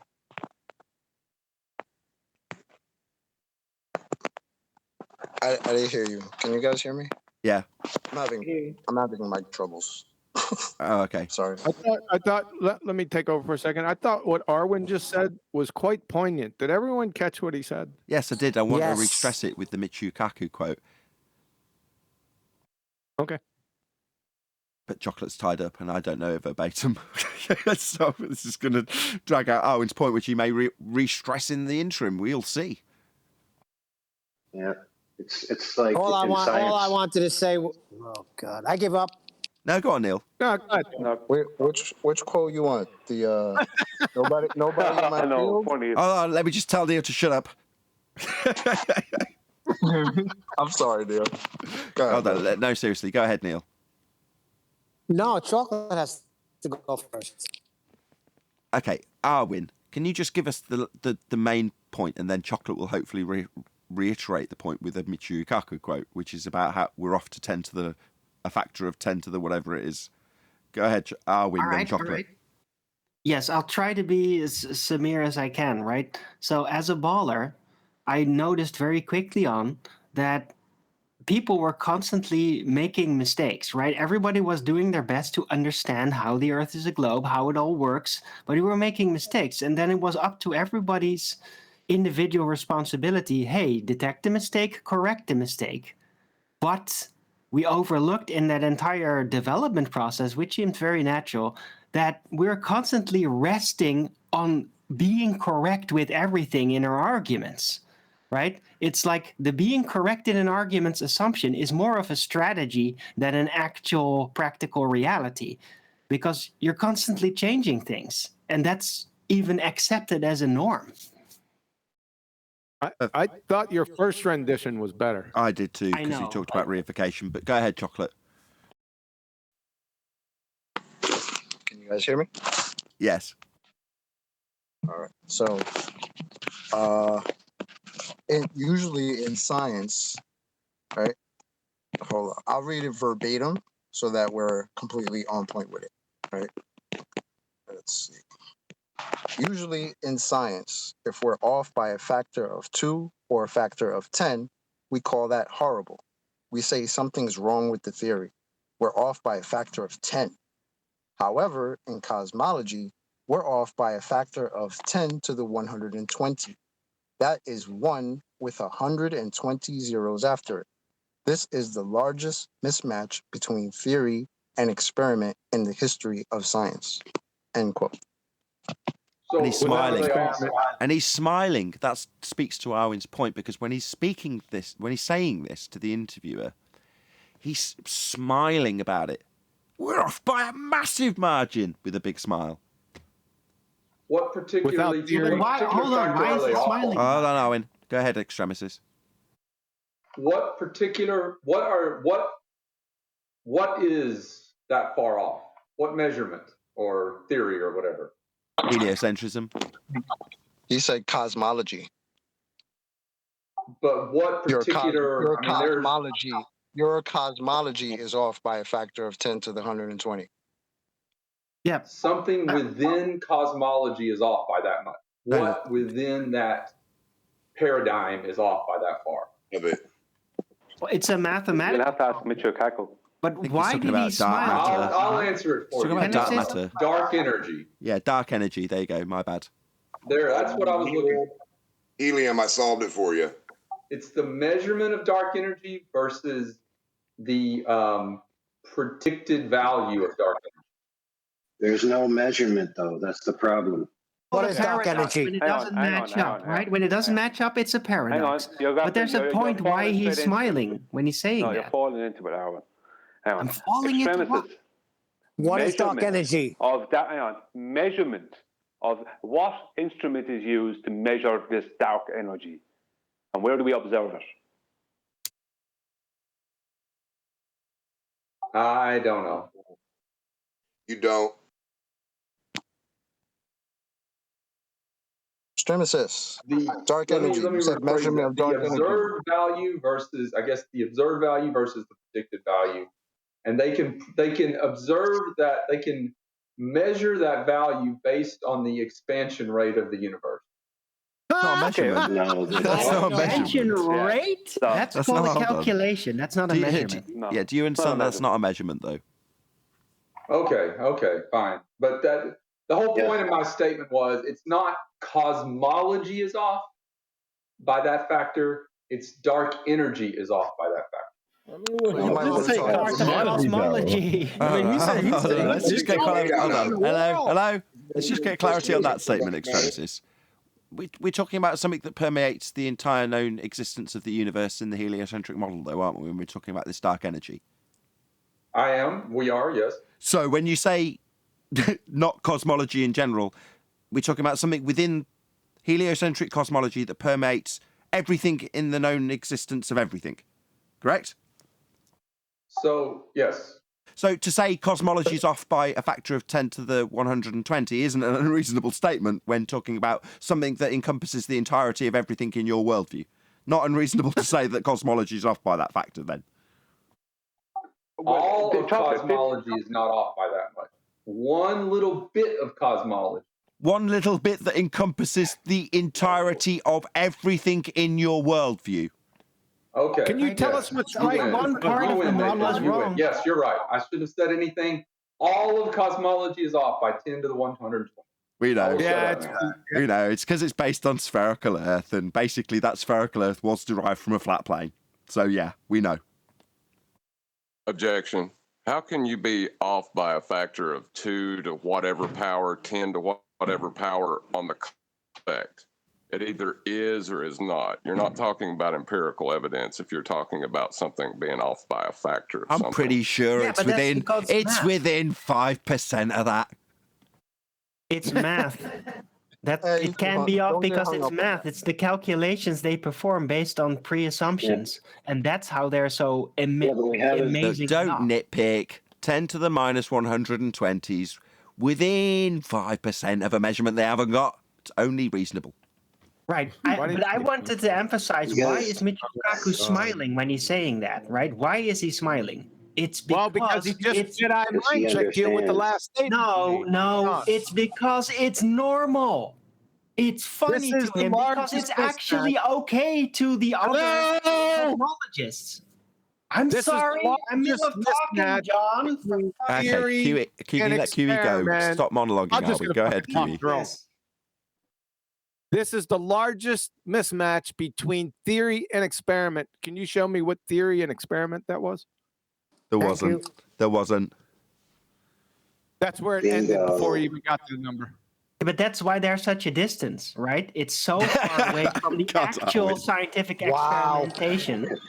They're just calculating stuff. Arwen's statement was just to confirm that there is no theory and there is no experiment. Therefore, according to Arwen, well, that's why there's such a big gap. I don't think he heard QE. I want to know is, was Neil going to tell us all the winning lottery numbers? Because he never got to say his point. That's a category error, isn't it? I mean, category error. Yes, it's a category error. Okay, what it actually is, which is why it's so funny. Like in any other field, we would call this a mulligan, right? It's like my theory stands as long as you give me one free thing that can't be proven and doesn't exist. I see. Yeah. Hey, can I roll back? I don't want to punk Arwen out because I got angry with him over talking to me. He made a very important, poignant point that I think I don't know if everyone missed it, but it was really good because it's based on a philosophy. You see, they Jedi mind tricked you into a philosophy that, especially with models, that, hey, if we're painstakingly figuring out the mistakes here, then one day, once we figure out the mistakes, then the model will be perfect, right? That's more of a philosophy behind that. So they Jedi mind tricked you for years and years and years, and everything keeps on being wrong and wrong and wrong. One wrong thing affects 3 other things that make them wrong. And then you're chasing your tail the whole way. But hey, it's all legitimate. We're just trying to find the truth. Is that what you were trying to say, Arwen? Well, part of it, but it's not just a philosophy, it's actually an ideology. That's better. Thank you. Yep. You're right. Ideology. And he also added that while you're doing that process, you're in the process of something called reification, but without being aware of it. Yep. Well, how they would term that is it's just the model correcting itself. They're not aware of it because it's the attitude of the ones that are building the heliocentric model versus the rest of the world that aren't and that look for them for knowledge about it, right? So it's okay to kind of exaggerate. So no, it's all worked out. All the math is all complete. That's a bluff, and they're okay with it because it's a work in progress, right? Yeah, because the model is correcting itself, and that's why they all have to be so good at maths. That's why maths is so important. That's why they all believe, and they probably still state that maths is reality and maths is science and blah, blah, blah, because maths is the backbone of the heliocentric model. And that's why they can change it so easy. Everything is maths. So Yeah, that was the lie. correcting itself. That was the lie in Don't Look Up. So in Don't Look Up, when the Leonardo DiCaprio character's trying to appeal to the public by way of the media, he's trying to say, this science is the thing that's telling you you're going to die. Now look at all this heliocentric maths. Google it. That's right. Can you show me mathematics in the heliocentric model? One case where it's correct. I challenge you. That's a trick question. Yeah, it can, Well, without I can do it by a without second. acceptance of a flat plane that's derived the model and then a reification of a sky vacuum and orbital mechanics, I cannot do what you ask. Yeah. Well, So it's, yeah, I it's can. not based on mathematics either. They've Jedi mind tricked you with the idea of mathematics, but it doesn't work either. Well, I can't show you any of it, so that's the end of my argument.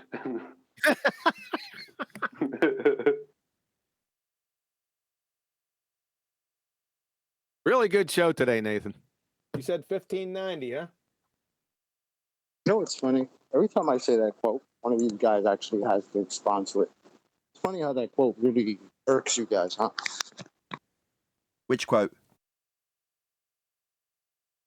The Chicago one.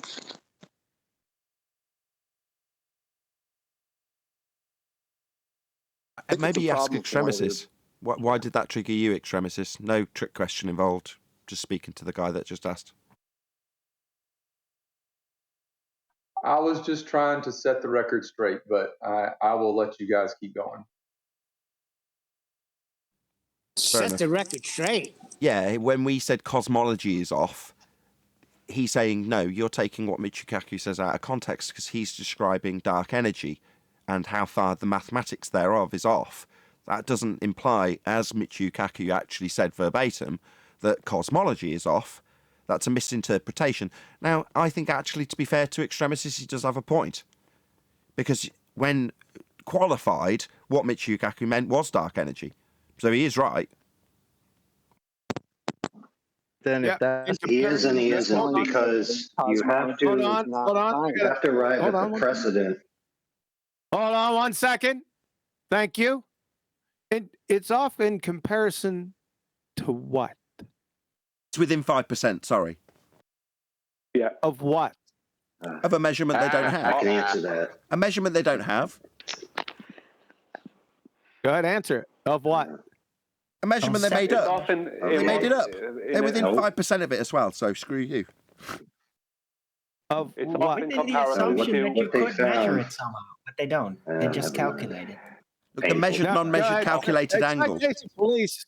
Citation. Do you hear citation police, guys? Yeah, but we're all ignoring him. Go ahead, citation police. Okay, so the whole precedent of why dark energy was needed is because their mathematical predictions of how the universe would work didn't work. And so they had a hole in the equation. And they said, okay, if we just put this number in this equation, everything works, right? Or at least in theory it works. So they had to invent something out of thin air math, right? So it's basically off in comparison to an idea. The idea. What's that idea? Measurement. That the Earth is a globe and we live in a heliocentric universe? No, it's still not the answer. It has to be in comparison to something. I got an idea. Anyone else? Gravity. It's in comparison of the model that was created by their gravity and relativity ideas. Ooh, somebody said gravity. Really? Yeah. Which one? Einsteinian in this instance. No, not really. They actually use Newtonian. It's officially Einsteinian, but the entire heliocentric model rests on Newtonian. That's why dark matter and all that nonsense mathematical garbage exists. It's because they're still using Newtonian mechanics, even though they're not supposed to. But they just can't use Einsteinian magic for their model. It doesn't work. I don't think so. He's correct. No way. You're telling me that the need for dark energy is as a byproduct of them using 107-year out-of-date rhetoric of mass attracting mass within Einsteinian pseudo force space bending? Really? Yes. Yep. No. I'm lost for words, Arwen. I am so sorry. That's how they Really? built the model. Hold on, I didn't know Yeah, this. that's This is new to me, obviously, as I'm now humble pie with Just Arwen. think about it. Newton gave them a very handy theoretical building block system to make it, right? They can make the heliocentric concept with Newtonian gravity, even though it's not proven, it's not claimed as a hypothesis. They can still make it. Einstein gravity is not able to do that. It can only calculate attraction for one body. So they can't build a heliocentric model with it. That's the problem. This spans from the Einsteinian problem with his field equations only working with one body. My God. No, but they can only apply it with isolated instances, isolated scenarios. Then they can do the calculation, but they can't build an entire model with it. That's the universal problem with the Einsteinian gravity model. So the story of dark matter, I'm not going to go search any. No, deeper please than do. this. Please tell us. I'll read it to you. I'm not going to go deeper than this. Though. The notion of dark matter emerged from observations of large astronomical objects, such as galaxies and clusters of galaxies, which displayed gravitational effects that could not be accounted for by the visible matter, stars, gas, and so on, assuming the validity of Newton's universal law of gravitation. End of citation. End of their fairy tale. No way! I did not know that. Kudos, Arwen. Thank you. Kudos, Arwen, for knowing. And I'm You're sorry welcome. I called you out as being wrong when I just didn't know. I was ignorant. I admit it. Wow. Why would What a you revelation. I didn't know that. What? How I could you think Arwen didn't know that? I didn't know that there was this overlap. I certainly didn't know that some of the current rhetoric had come from the overlap. I think that's quite amazing. And that makes me smile. There's a recent. The thing about Einstein gravity recent in the example as well. heliocentric model. Sorry, can I? The thing about Einsteinian gravity in the heliocentric model is it's only a cosmetic alteration. They can use it because they can only apply it in isolated models, in isolated instances, like with Mercury. But they can't build the entire model out of it because Einstein gravity, you can't use it for that. You can't connect several things in one singular model. Only Newtonian gravity enables them to build that elaborate model with endless amounts of bodies. See, Well, you can, that's but the you have to do it at one position at a time, which isn't very practical, right? Yeah, but then you can't make one singular model to figure out how it can all work together. You see? It's just relative to a single position. Yes, you're correct. I get it now. Isn't this all happening in an area called space, which is a violation of the second law? No. This is happening in a mathematics of four-dimensional space-time. So no, it's not. So even mathematics. So it's not happening except in math. Hold on, I'm being told it's not even in the mathematics now. Go ahead, QE. Well, I was going to say the mathematics is built on an R value that's been debunked. That was derived from a flat plane. Yeah, there is no mathematics. It's an ideology, like before. There is no. They say there's math, but they Jedi mind tricked you. There is no math. I see. Math is only a tool for them in the end.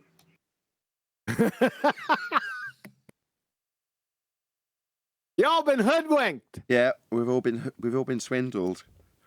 Now I know why the ballers and the flat earthers don't get along. It's math. It's division. Good one, Tent. Ballers don't even recognize math attracting math. How many times? I don't know. You got to divide it. All these problems come from them taking elevation angles on a flat plane and trying to make something different out of what they were getting than what they were getting. You know, let's make up something. That's where it comes from. It comes from them making up something. Yeah. You know, you make something you can't.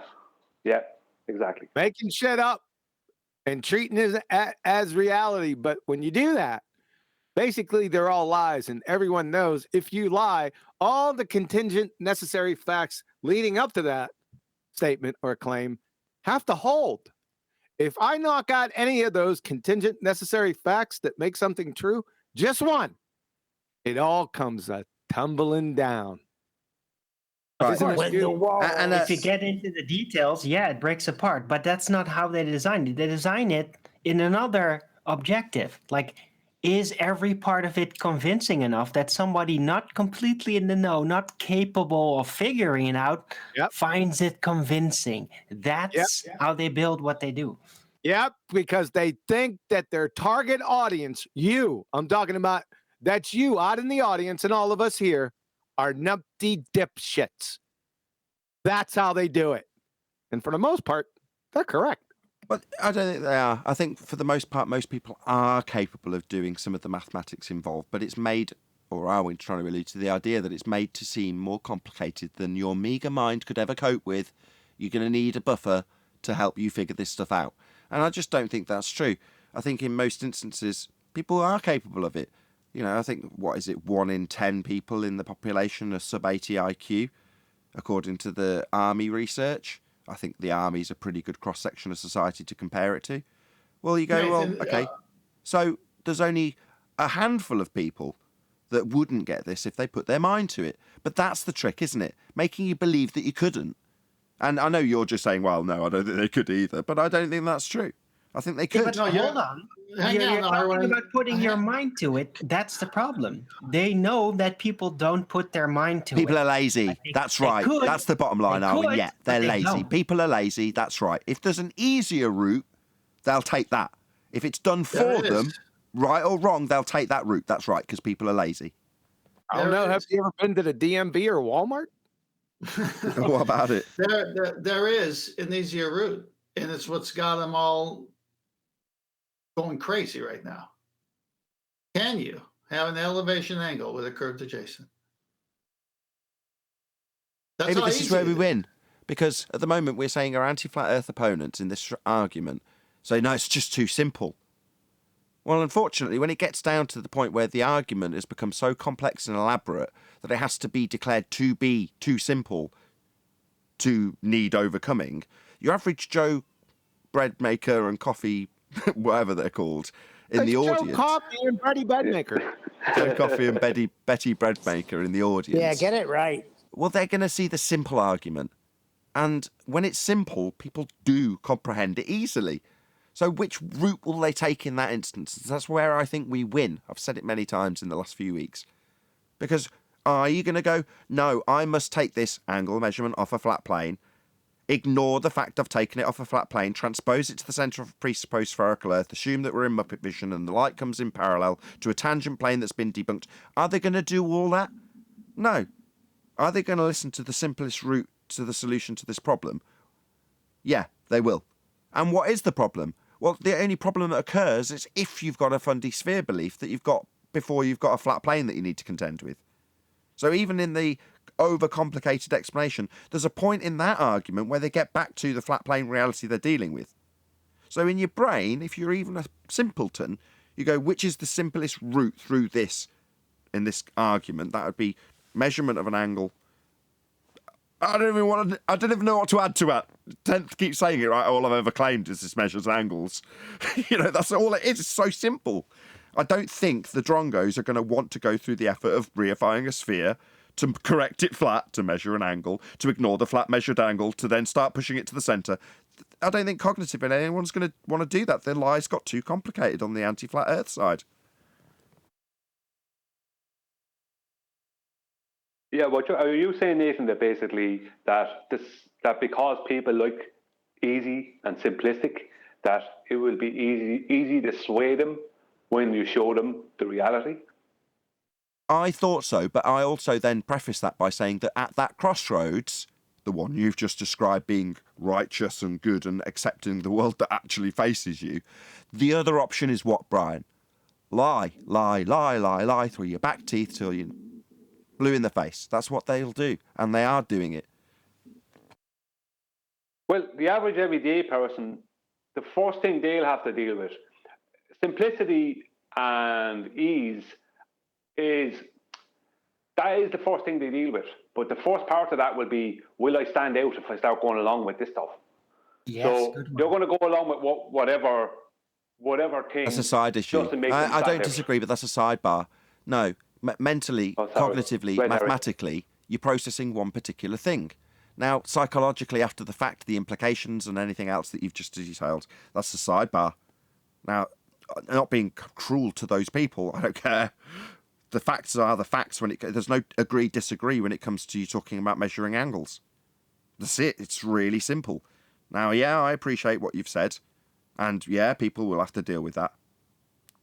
So what? Well, no, I'm just saying that for the average person, it's going to be a case of they'll go in whatever direction that won't make them stand out. Right. They just try to find the best available option. I know what they're Brian the is least saying. risky. That's what they always do. I know exactly what Brian is saying. What Brian is saying is you can present the truth very easily, and we have, and that's easy to get. Now, Nathan takes over and is correct by saying it's a sidebar, because now the person has seen the truth, they know it. Now the sidebar is, okay, if I step out on this with a consensus world that goes against it, I won't be liked. I might lose my job. I'm going to be mocked. I'm going to be a conspirator. So I'll just know it's true, but I'll pretend to go along with the lie. Well, that's a whole different matter. Our job is not to convert anybody. Our job is to do you know where that present the ends? I evidence. just want to expand on that scenario, 10th, right, as you back Brian. That scenario ends with eventually an unspoken majority having done that already. So you reach a point where people go, yeah, I understand that is the case. That is the simplest explanation and there is no way around that. But societally, blah, blah, blah, what you've just explained.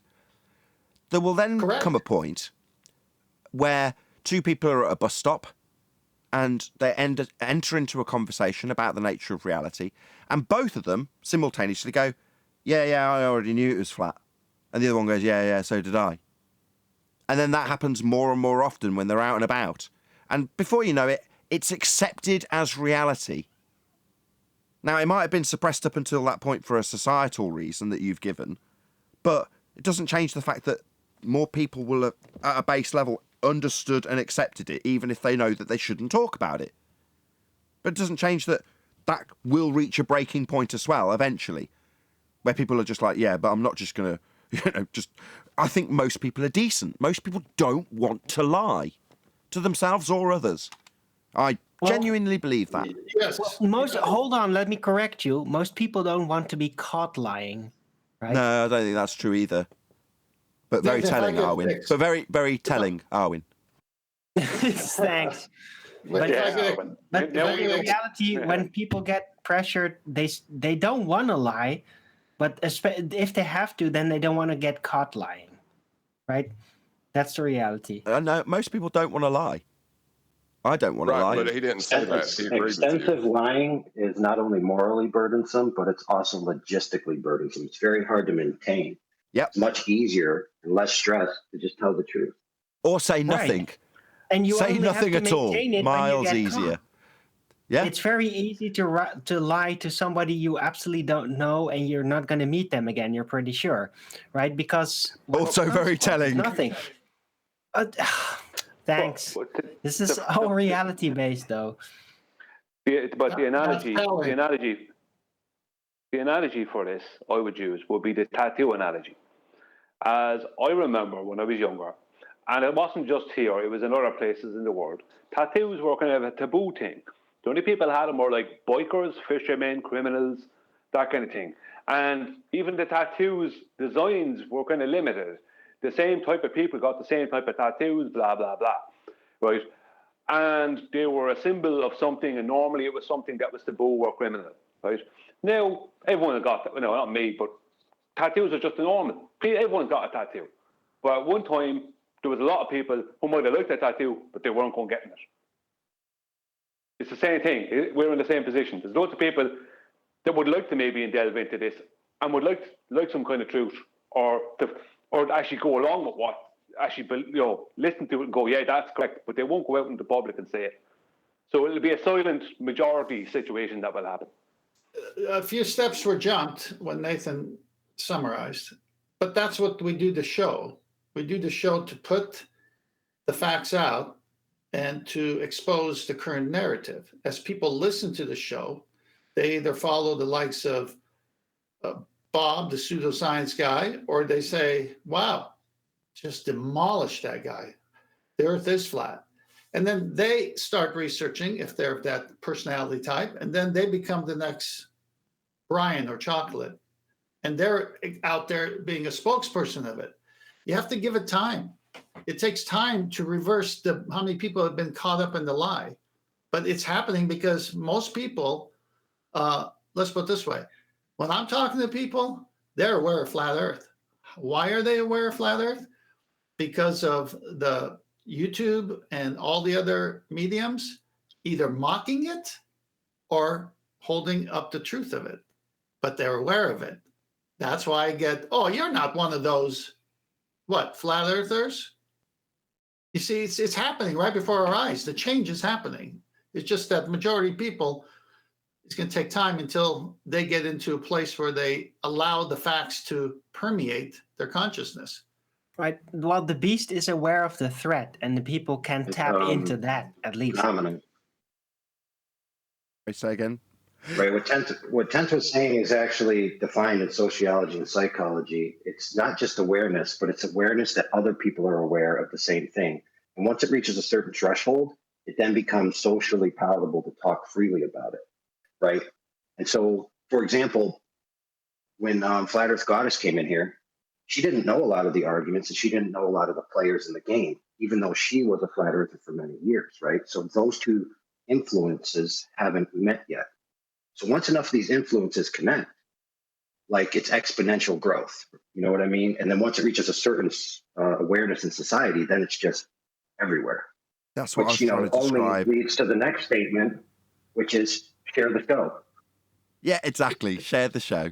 But that was the sentiment I was going for. That's what I was trying to describe with the two guys at the bus stop.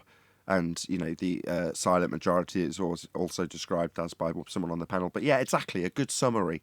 They will reach a point where it becomes societally acceptable because there are a certain number of people that have said to themselves, I won't necessarily speak about this, but I understand it's the case. But then when by chance it just happens to be discussed by someone they're overhearing and they discuss it with the person next to them and they're also in agreement, that suddenly disseminates amongst everybody because that was how it was. It's just reached a breaking point in that silent majority. Anyway, I'm going to round out the show on that note. So with that, I'm going to say a huge, massive, enormous thank you to both Discord and G+ panels for making today's after show possible. And of course, a massive thank you to all of you in either Nathan Oakley 1980 or Nathan Oakley Premiering streams for hopefully smashing the super chat, liking, commenting, sharing, subscribing, hitting the PayPal link, and all that good stuff. Also below this video, you can get £50 for swapping your UK electricity supplier to Octopus Energy, and this is of particular note if you drive an electric vehicle. I've been Nathan Oakley, and I will see you all in the next video.